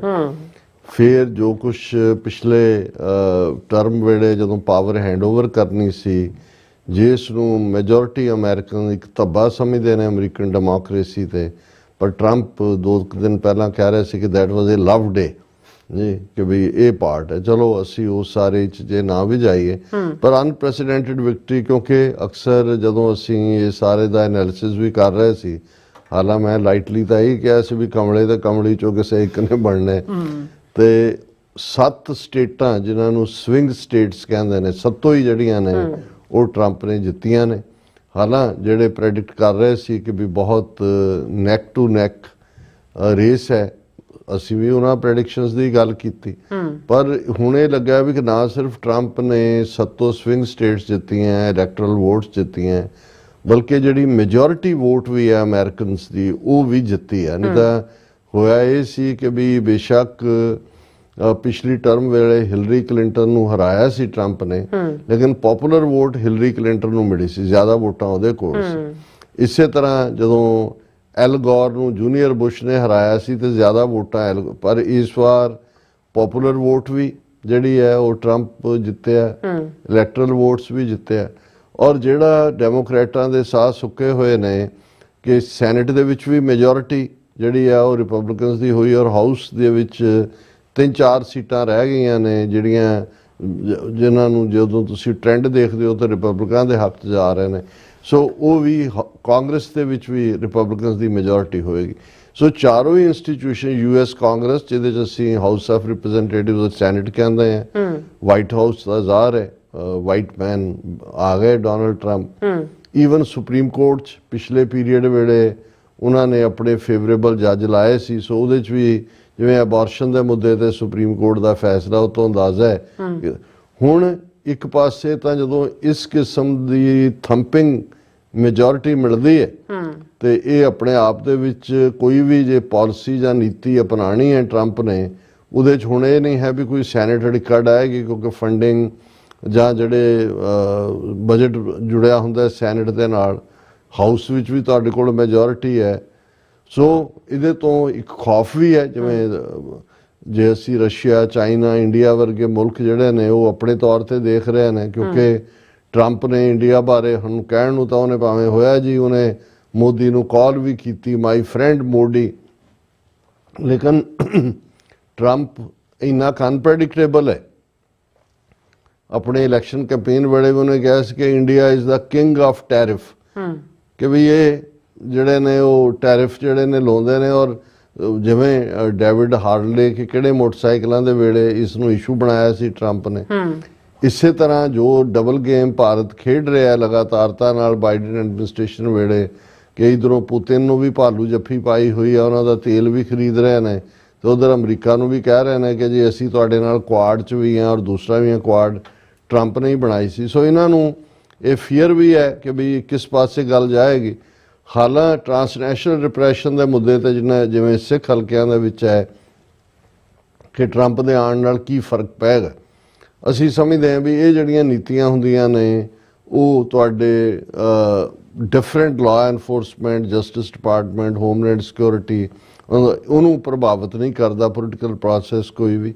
ਹਾਂ, ਉਹਨੂੰ ਕਿਸ ਹੱਦ ਤੱਕ ਲੈ ਕੇ ਜਾਣਾ ਹੈ ਜਾਂ ਉਹਨੂੰ ਐਜ਼ ਏ ਪੋਲੀਟੀਕਲ ਟੂਲ ਵਰਤ ਕੇ ਭਾਰਤ ਤੋਂ ਕੰਸੈਸ਼ਨ ਲੈਣੇ ਨੇ ਜਾਂ ਭਾਰਤ ਨੂੰ ਖੜਾ ਕਰਨਾ ਲਿਆ ਕੇ ਚੁਰਾਏ ਦੇ ਵਿੱਚ, ਇਹ ਦੇਖਣ ਵਾਲੀ ਗੱਲ ਹੋਏਗੀ। ਪਰ ਇੱਕ ਗੱਲ ਨੂੰ ਲੈ ਕੇ ਸਭ ਦੀ, ਔਰ ਇਹ ਭਾਰਤ ਦਾ ਡਰ ਵੀ ਦੇਖਿਆ ਜਾ ਸਕਦਾ ਜਦੋਂ ਅਸੀਂ ਇਹ ਖਬਰ ਦੇਖਦੇ ਹਾਂ, Jaishankar says India not nervous of Donald Trump's return as US president. ਹੁਣ ਇਹ ਇਵੇਂ ਹੀ ਹੈ, ਜਦੋਂ ਜਿਹੜਾ ਨਿਆਣਾ ਡਰ ਦੇ ਵਿੱਚ ਰਹਿ ਰਿਹਾ ਹੁੰਦਾ ਨਾ, ਉਹ ਫਿਰ ਆਲੇ ਦੁਆਲੇ ਦੇਖ ਕੇ ਜਦੋਂ ਕਿ ਤੂੰ ਡਰਦਾ ਨਹੀਂ, ਮੈਂ ਨਹੀਂ ਡਰਦਾ। ਹੁਣ ਉਹਦਾ ਜੈ ਸ਼ੰਕਰ ਦਾ ਇਹ ਕਹਿਣਾ ਹੈ ਕਿ Jai Shankar says India not nervous of Donald Trump. ਇਹ ਆਪਣੇ ਆਪ 'ਚ ਇਸ ਗੱਲ ਦਾ ਸਬੂਤ ਹੈ ਕਿ ਇਹਨਾਂ 'ਚ ਨਰਵਸਨੈਸ ਹੈ। ਹਾਂ, ਜਿਹੜੀ ਸਭ ਤੋਂ ਜ਼ਿਆਦਾ ਨਰਵਸਨੈਸ ਦੇਖੀ ਜਾ ਸਕਦੀ ਹੈ ਉਹ ਇਲੀਗਲ ਪਾਰਟ, ਜਿਹਨੂੰ ਉਹਨੇ ਇਹ ਸਾਰੇ ਮਹਿਕਮੇ ਦਾ ਇੰਚਾਰਜ ਬਣਾਇਆ, ਉਹਨੇ ਪਹਿਲੀ ਸਟੇਟਮੈਂਟ ਇਹ ਦਿੱਤੀ ਕਿ pack your bags now there will be mass deportation. ਡੈਮੋਕ੍ਰੇਟਾਂ ਨੂੰ ਉਹਨੇ ਵਾਰਨਿੰਗ ਦਿੱਤੀ ਹੈ ਕਿ don't try to now stop these deportation. So ਉਹ ਵੀ ਕਿਸ ਹੱਦ ਤੱਕ ਇਸ ਵੇਲੇ 11 ਤੋਂ 13 ਮਿਲੀਅਨ ਇਲੀਗਲ ਨੇ। ਔਰ ਇਸ ਗੱਲ ਦਾ ਧਿਆਨ ਰਹੇ, ਪਿਛਲੇ ਸਾਲਾਂ 'ਚ ਆਉਣ ਵਾਲੇ ਸਭ ਤੋਂ ਜ਼ਿਆਦਾ ਇਲੀਗਲ ਤਾਂ ਇੰਡੀਅਨ ਨੇ, ਜਿਨ੍ਹਾਂ 'ਚ ਅੱਗੋਂ ਵੱਡਾ ਹਿੱਸਾ ਗੁਜਰਾਤੀਆਂ ਦਾ ਹੈ। ਫਿਰ ਕੱਲਾ ਇਹੀ ਨਹੀਂ, ਜੇ ਟਰੰਪ ਦੀ ਜਿਹੜੀ ਹੈ ਉਹ ਅਮਰੀਕਾ ਫਸਟ ਲਾਈਨ ਹੈ। ਪਹਿਲੀ ਟਰਮ ਵੇਲੇ ਵੀ ਜਿਹੜੇ H1B ਟਰੰਪ ਨੇ ਬਹੁਤ ਘਟਾਏ ਸੀ, ਉਦੋਂ ਵੀ। ਹੁਣ H1B ਦੇ ਉੱਤੇ 65-70% ਤਾਂ ਸਾਰੇ ਇਹਨਾਂ ਦੇ ਆਉਣ ਵਾਲੇ ਨੇ ਇੰਡੀਆ ਦੇ। ਸੋ ਕੱਲਾ ਇਹੀ ਨਹੀਂ ਹੈ ਵੀ ਟਰਾਂਸਨੈਸ਼ਨਲ ਰਿਪਰੈਸ਼ਨ ਤੇ ਜਾਂ ਰਸ਼ੀਆ ਨਾਲ ਪਾਲਿਸੀ ਜਾਂ ਦੂਜੇ ਦੇ ਕੀ ਹੋਏਗਾ। H1B ਦੇ ਥੱਲੇ ਵੀ ਇਹੀ ਸਭ ਤੋਂ ਜ਼ਿਆਦਾ ਸਫਰ ਕਰਨਗੇ। ਉਹਨਾਂ ਨੇ ਜੌਬ ਫॉर ਦਾ ਅਮਰੀਕਨਸ, ਬਜਾਏ ਕਿ ਤੁਸੀਂ ਉੱਥੋਂ ਲਿਆਓ 3 ਸਾਲ ਲਈ, ਫਿਰ 6 ਸਾਲ ਉਹਨੂੰ ਮੈਕਸਿਮਮ, ਫਿਰ ਉਹ ਗ੍ਰੀਨ ਕਾਰਡ ਉਹਨਾਂ ਨੂੰ ਕਰੋ। ਔਰ ਇਸੇ ਤਰ੍ਹਾਂ ਜਿਹੜੀ ਦੂਸਰਾ ਟੌਪਿਕ ਜਿਹੜਾ ਮੈਂ ਸਮਝਦਾ ਹਾਂ ਵੀ ਉਹਦੇ 'ਚ ਪ੍ਰਭਾਵਿਤ, ਜਿਹਨੂੰ ਫਿਕਰ ਹੈ, ਕਿਉਂਕਿ ਕਲਾਈਮੇਟ ਚੇਂਜ, ਦੁਨੀਆ ਦੇ ਵਿੱਚ ਕਲਾਈਮੇਟ ਬਦਲ ਰਿਹਾ ਹੈ। ਸਮਰ ਕਿਉਂ ਜਿਹੀ ਹੋ ਰਹੀ ਹੈ, ਵਿੰਟਰ ਕਿਉਂ ਜਿਹੀ ਹੋ ਰਹੀ ਹੈ। ਪੈਰਿਸ ਅਕੋਰਡ 'ਚੋਂ ਟਰੰਪ ਬਾਹਰ ਨਿਕਲ ਆਇਆ ਸੀ। ਸੋ ਹੁਣ ਵੀ ਬਾਈਡਨ ਵੇਲੇ ਫਿਰ ਵਾਪਸ ਵੜ ਗਏ। ਪਰ ਇਹ ਵੀ ਲੱਗਦਾ ਜਿਹੜਾ ਐਨਵਾਇਰਨਮੈਂਟਲਿਸਟ ਨੇ ਉਹਨਾਂ ਨੂੰ ਇਹ ਫਿਕਰ ਹੈ ਕਿ ਬਈ ਇਹ ਅਰਥ ਦੇ ਜਿਹੜਾ ਐਨਵਾਇਰਨਮੈਂਟ ਹੈ ਉਹਦਾ ਬੇੜਾ ਗਰਕ ਹੋਏਗਾ, ਕਿਉਂਕਿ ਟਰੰਪ ਉਹਨੇ already Canada pipeline, oil line, ਇਹ ਉਹ ਸਾਰੀ ਉਸ ਨੂੰ ਓਕੇ ਕੀਤਾ। ਸੋ ਇਸ ਦੇ ਨਾਲ ਜਿਹੜਾ ਥਰਡ ਫੈਕਟਰ ਜਿਹੜਾ ਜੰਗ, ਜਿਵੇਂ ਮੈਂ ਪਹਿਲਾਂ ਵੀ ਕਿਹਾ ਵੀ ਇਹ ਟਰੰਪ ਦੇ ਕ੍ਰੈਡਿਟ 'ਚ ਜਾਂਦਾ ਹੈ ਕਿ ਵੀ ਪਹਿਲੀ ਟਰਮ ਵੇਲੇ ਉਸਨੇ ਅਫਗਾਨਿਸਤਾਨ, ਜਿੱਥੇ 20 ਸਾਲ ਤੋਂ ਨੈਟੋ ਔਰ ਅਮਰੀਕਾ ਫਸਿਆ ਸੀ, ਉਹਦਾ ਐਂਡ ਕੀਤਾ ਸੀ। ਤਾਲਿਬਾਨ ਦਾ ਦਫ਼ਤਰ ਦੋਹਾ ਕਤਰ 'ਚ ਖੁਲਾ ਕੇ ਨੈਗੋਸ਼ੀਏਸ਼ਨ ਸ਼ੁਰੂ ਕੀਤੀ, ਔਰ ਭਾਵੇਂ ਬਾਈਡਨ ਦੇ ਵੇਲੇ ਉਹਦੀ ਵਾਪਸੀ ਹੋਈ ਫੌਜ ਦੀ। ਇਸੇ ਤਰ੍ਹਾਂ ਇਰਾਕ ਬਾਰੇ ਵੀ ਉਸ ਦੀ ਡੀਪ ਸੀ ਕਿ ਵੀ ਉੱਥੋਂ ਫੌਜ ਕੱਢੋ। ਸੋ ਇਹ ਹੈ ਕਿ ਜਾਂ ਪੁਤਿਨ ਦੇ ਨਾਲ ਹਾਲਾਂਤ ਪਹਿਲੀ ਕੰਟਰੋਵਰਸੀ ਹੋ ਗਈ, ਪਹਿਲਾਂ ਤਾਂ ਈਵਨ ਵਾਸ਼ਿੰਗਟਨ ਪੋਸਟ ਨੇ ਖਬਰ ਦੇ ਦਿੱਤੀ ਕਿ ਪੁਤਿਨ ਦੇ ਨਾਲ ਗੱਲ ਹੋਈ ਹੈ ਟਰੰਪ ਦੀ, ਉਹਨੇ ਕਿਹਾ ਵੀ ਐਂਡ ਕਰਨ ਦਾ ਸੋਚੋ ਕਿਵੇਂ ਹੈ, ਸਾਡੀ ਫੌਜ ਵੀ ਬੈਠੀ ਆ। ਅੱਜ ਵਾਈਟ ਹਾਊਸ ਨੇ ਡਿਨਾਈ ਕਰਤਾ ਕਿ ਵੀ ਕੋਈ ਜਿਹੜਾ ਨਾ ਰਸ਼ੀਆ ਨੇ ਡਿਨਾਈ ਕੀਤਾ ਪੁਤਿਨ ਦੇ ਕਿ ਕੋਈ ਗੱਲਬਾਤ ਨਹੀਂ ਹੋਈ, ਬਿਲਕੁਲ ਇਹ ਕਿਆ ਅਸਰ ਆਈ ਹੈ, ਐਵੇਂ ਤੋਤਾ ਮੈਨਾ ਕਹਾਣੀ ਹੈ। ਵਾਈਟ ਹਾਊਸ ਨੇ ਨਾ ਡਿਨਾਈ ਕੀਤਾ, ਉਹਨੇ ਕਿਹਾ ਜੀ ਜਿਹੜੀਆਂ ਪ੍ਰਾਈਵੇਟ ਕਾਲਸ ਨੇ ਅਸੀਂ ਉਹਨੂੰ ਐਕਨੋਲੇਜ ਨਹੀਂ ਕਰਦੇ। ਸੋ ਜੇ ਇਸ ਹੁਣ ਦੂਸਰੇ ਪਾਸੇ ਇਕੱਲਾ ਇਹ ਨਹੀਂ ਰਸ਼ੀਆ ਜਿਹਨੂੰ ਜਿਮ ਕੌਂਗ ਨੂੰ ਟਰੰਪ ਆਪਣਾ ਯਾਰ ਕਹਿੰਦਾ ਨਾਰਥ ਕੋਰੀਆ ਦਾ, ਨਾਰਥ ਕੋਰੀਆ ਦੀਆਂ ਫੌਜਾਂ ਤਾਂ ਹੁਣ ਰਸ਼ੀਆ ਜਾ ਕੇ ਯੂਕਰੇਨ ਦੇ ਖਿਲਾਫ ਲੜ ਰਹੀਆਂ ਨੇ। ਸੋ ਜੇ ਇਹ ਜੰਗ ਨੂੰ ਰੋਕ ਲਿਆ ਜਾਂਦਾ ਹੈ ਇਹ ਇੱਕ ਪੋਜ਼ਿਟਿਵ ਹੋਏਗਾ, ਲੇਕਿਨ ਜਿਸ ਤਰੀਕੇ ਨਾਲ ਇਜ਼ਰਾਈਲ ਜਿਹੜਾ ਉਹ ਭੁੱਤਰਿਆ, ਉਹਨਾਂ ਨੇ ਈਵਨ ਜਿਹੜਾ ਏਡ ਪੈਕਟ ਸੀ UN ਦੇ ਨਾਲ, ਉੱਥੇ ਉਹਨਾਂ ਵਿਚਾਰੇ ਗਰੀਬ ਜਿਹੜੇ ਡੱਕੇ ਹੋਏ ਨੇ ਉਹਨਾਂ ਤਹਿਖਾਨਿਆਂ 'ਚ ਫਲਸਤੀਨ, ਉਹਨੂੰ ਕੈਂਸਲ ਕਰ ਦਿੱਤਾ। ਨਾਲ ਦੀ ਨਾਲ ਈਰਾਨ ਦੇ ਉੱਤੇ ਜਿਹੜਾ ਉਹ ਜ਼ਿਆਦਾ ਖਤਰੇ ਦੇ ਬੱਦਲ ਮੰਡਰਾ ਸਕਦੇ ਨੇ, ਕਿਉਂਕਿ ਇੱਕ ਜਿਹੜਾ ਟਰੰਪ ਦੇ ਉੱਤੇ 2 ਅਟੈਂਪਟ ਹੋਏ, ਇੱਕ ਇਹ ਹੈ ਜੀ ਇਰਾਨੀਅਨ ਨੇ ਕੀਤਾ ਨਹੀਂ ਕੀਤਾ, ਪਰ ਇਹ ਹੈ। ਔਰ ਈਰਾਨ ਬਾਰੇ ਪਹਿਲਾਂ ਵੀ ਟਰੰਪ ਦੀ ਨੀਤੀ ਸਖਤ ਰਹੀ ਹੈ, ਔਰ ਜਿਹੜਾ ਅਕਾਰਡ ਨਿਊਕਲੀਅਰ ਦਾ ਹੋਇਆ ਸੀ UN ਦੇ ਥੱਲੇ, ਔਰ 4-5 ਦੇਸ਼ 'ਚ ਫਰਾਂਸ UK ਉਹਦੇ 'ਚੋਂ ਵੀ ਟਰੰਪ ਨੇ ਵਿਦਡਰਾ ਕਰ ਲਿਆ ਸੀ। ਸੋ ਕੁੱਲ ਮਿਲਾ ਕੇ ਬਾਕੀ ਕਿੰਨੇ ਕੁ ਜੌਬ ਕ੍ਰੀਏਟ ਹੋਣਗੇ, ਕਿੰਨਾ ਹਾਂ ਬਿਟਕੋਇਨ ਆਕਾਸ਼ ਛੂ ਰਿਹਾ, ਇਕੋਨਮੀ ਦੇ ਹੋਪ ਹੈ ਕਿ ਭਾਈ ਇਹ ਸਾਰਾ ਹੋਏਗਾ, ਲੇਕਿਨ ਅਜੇ ਜਿਹੜਾ ਬਹੁਤ ਸਾਰੀ ਹੌਟ ਏਅਰ ਹੈ। ਅਪਾਇੰਟਮੈਂਟਸ ਵੱਲ ਦੇਖਿਆ ਜਾ ਰਿਹਾ ਵੀ ਕਿਹਨੂੰ ਅਪਾਇੰਟ ਕਰ ਰਿਹਾ। ਜਿਹੜੀ ਨਿੱਕੀ ਹੇਲੀ ਸੀ ਜਿਹਨੇ ਪ੍ਰੈਜ਼ੀਡੈਂਸ਼ੀਅਲ ਇਲੈਕਸ਼ਨ ਵੀ ਲੜੀ ਬਰਾਬਰ ਪ੍ਰਾਇਮਰੀ ਦੀ, ਔਰ ਇੱਕ ਵੇਲੇ 'ਚ ਟਰੰਪ ਨੇ ਉਹਨੂੰ ਅਮਰੀਕਾ ਦਾ ਐਂਬੈਸਡਰ UN 'ਚ ਬਣਾਇਆ ਸੀ, ਉਹਨੂੰ ਵੀ ਕਹਿਤਾ ਉਹਨੇ ਟਰੰਪ ਨੇ ਵੀ ਮੈਂ ਨਹੀਂ ਲੈਣਾ ਹੈ। ਇਸੇ ਤਰ੍ਹਾਂ ਮਾਈਕ ਪੋਂਪੀਓ ਜਿਹੜਾ ਸੈਕਟਰੀ ਆਫ ਸਟੇਟ ਸੀ, ਉਹਨੂੰ ਵੀ ਨਹੀਂ ਲੈਣ ਦੀ ਗੱਲ ਕੀਤੀ ਹੈ। ਸੋ ਇਹ ਮਿਕਸ ਜਿਹਾ ਹੈ, ਔਰ ਈਵਨ ਇੰਡੀਅਨਸ ਦਾ ਤੁਸੀਂ ਹਾਲ ਦੇਖ ਸਕਦੇ ਹੋ ਕਿ ਭਾਈ ਇੱਕ ਜਿਹੜਾ ਇੰਡੀਅਨ ਜਿਹਨੇ ਰਨ ਕੀਤੀ ਸੀ ਪ੍ਰੈਜ਼ੀਡੈਂਸੀ ਲਈ ਔਰ ਬਾਅਦ 'ਚ ਟਰੰਪ ਨੂੰ ਸਪੋਰਟ ਦਿੱਤੀ, ਇੰਡੀਅਨ ਔਰੀਜਨ ਰਾਮਾਸਵਾਮੀ ਬੈਕਸ ਟਰੰਪਸ ਮਾਸ ਡਿਪੋਰਟੇਸ਼ਨ ਪਲਾਨਸ। ਉਹਨੂੰ ਕੋਈ ਅਹੁਦਾ ਮਿਲ ਸਕਦਾ ਤਾਂ ਉਹਨੇ ਅਹੁਦਾ ਅੱਗੋਂ ਕਰਨ ਦੇ ਲਈ ਉਹਨੇ ਕਿਹਾ ਜੀ ਅਸੀਂ ਬਿਲਕੁਲ ਟਰੰਪ ਦੇ ਨਾਲ ਖੜੇ ਆਂ ਵੀ ਭਰ ਕੇ ਜਹਾਜ਼ ਕੱਢ ਦਿਓ। ਹਾਲਾਂਕਿ ਇਹ ਵੀ ਕਿਉਂਕਿ ਕੁਝ ਚੀਜ਼ਾਂ ਪਬਲਿਸਾਈਜ਼ ਜ਼ਿਆਦਾ ਹੁੰਦੀਆਂ, ਜਿਹਨੂੰ ਹੁਣ ਲਾਇਆ ਟਰੰਪ ਨੇ, ਜਿਹੜਾ ਕਹਿ ਰਿਹਾ ਜੀ ਬੈਗ ਮੰਨੋ, ਬੈਕਪੈਕ ਲਓ, ਸਭ ਕੱਢ ਦੇਣੇ ਨੇ। ਓਬਾਮਾ ਦੇ ਵੇਲੇ ਵੀ ਇਹੀ ਲਾਇਆ ਹੋਇਆ ਸੀ, ਔਰ ਓਬਾਮਾ ਦੇ ਵੇਲੇ ਜਿੰਨੀਆਂ ਡਿਪੋਰਟੇਸ਼ਨਸ ਹੋਈਆਂ ਕੁਆਇਟਲੀ ਹੋਈਆਂ, ਉਨੀਆਂ ਉਸ ਤੋਂ ਪਹਿਲਾਂ ਨਹੀਂ ਸੀ ਹੋਈਆਂ। ਸੋ ਇਹ ਚੱਲ ਰਿਹਾ ਹੁੰਦਾ ਪਾਰਟ, ਪਰ ਲੈਟ ਵੀ ਸੀ। ਹਾਲਾਂ ਸਾਡੇ ਮਿੱਤਰ ਡਾਕਟਰ ਰਣਜੀਤ ਸਿੰਘ ਇਹ ਕਿਹਾ ਕਰਦੇ ਸੀ ਵੀ ਜਦੋਂ ਤੱਕ ਜਹਾਜ਼ ਉੱਡਦੇ ਨੇ ਲੋਕਾਂ ਨੇ ਉਹਨੂੰ ਨਹੀਂ ਰਹਿਣਾ, ਲੇਕਿਨ ਇਹਦੇ 'ਚ ਕੋਈ ਸ਼ੱਕ ਨਹੀਂ ਹੈ ਕਿ ਜਿਹੜੀ ਇਹ 2-3 ਮੁੱਦੇ ਨੇ ਖਾਸ ਤੌਰ ਤੇ ਇਹ ਇਲੀਗਲ ਦਾ, ਔਰ ਫਿਰ ਕ੍ਰਿਮੀਨਲਸ ਇਹ ਵੀ ਆਇਆ ਕਿ ਜੀ ਜਿਵੇਂ ਸੈਕੰਡ ਵਰਲਡ ਵਾਰ ਦੌਰਾਨ ਇੱਥੇ ਜਾਪਾਨੀਆਂ ਨੂੰ ਜਾਂ ਇਟੈਲੀਅਨਸ ਨੂੰ ਧਾਰਾਂ 'ਚ ਡੱਕ ਕੇ ਕੈਂਪ ਬਣਾਤੇ ਸੀ, ਜਿਨ੍ਹਾਂ ਨੇ ਕ੍ਰਾਈਮ ਕੀਤਾ ਇੱਥੇ ਔਰ ਇਲੀਗਲ ਨੇ, ਸਭ ਚੱਕੋ ਉਹਨਾਂ ਨੂੰ ਕੈਂਪਾਂ 'ਚ ਰੱਖੋ, ਡਿਪੋਰਟ ਕਰੋ। ਸੋ ਕਿਤੇ ਨਾ ਕਿਤੇ ਇਹ ਜਿਹੜਾ ਸਾਰਾ ਪਾਰਟ ਹੈ, ਜਿਹੜਾ ਅਮਰੀਕਾ ਇੱਕ ਅਮਰੀਕਨ ਡ੍ਰੀਮ ਦਾ ਕਾਨਸੈਪਟ ਜਾਂ ਕੰਟਰੀ ਆਫ ਇਮੀਗ੍ਰੈਂਟਸ, ਇਸ ਇਮੇਜ ਨੂੰ ਬਹੁਤ ਵੱਡੀ ਢਾਹ ਵੀ ਲੱਗੇਗੀ। ਜੀ ਡਾਕਟਰ ਸਾਹਿਬ ਤੁਹਾਡਾ ਬਹੁਤ ਬਹੁਤ ਸ਼ੁਕਰੀਆ। ਹੁਣ ਆਪਾਂ ਜਿਹੜੇ ਵਿਊਅਰਸ ਮੈਸੇਜ ਨੇ ਉਹ ਲੈਣ ਜਾ ਰਹੇ ਹਾਂ, ਸਭ ਦਾ ਬਹੁਤ ਬਹੁਤ ਸ਼ੁਕਰੀਆ ਅਦਾ ਕਰਦੇ ਹਾਂ। ਪਹਿਲਾ ਮੈਸੇਜ ਸਾਡੇ ਕੋਲ ਇਕਬਾਲ ਸਿੰਘ ਦਾ ਆਇਆ ਹੈ, ਇਹ ਸਾਨੂੰ ਫਤਿਹ ਬੁਲਾਉਂਦੇ ਨੇ ਔਰ ਡਾਕਟਰ ਸਾਹਿਬ ਨੂੰ ਕਹਿੰਦੇ ਲੌਂਗ ਲਿਵ ਡਾਕਟਰ ਸਾਹਿਬ ਐਂਡ ਲੌਂਗ ਲਿਵ ਖਾਲਿਸਤਾਨ। ਜਸਵੰਤ ਸਿੰਘ ਖਾਲਿਸਤਾਨ ਜ਼ਿੰਦਾਬਾਦ।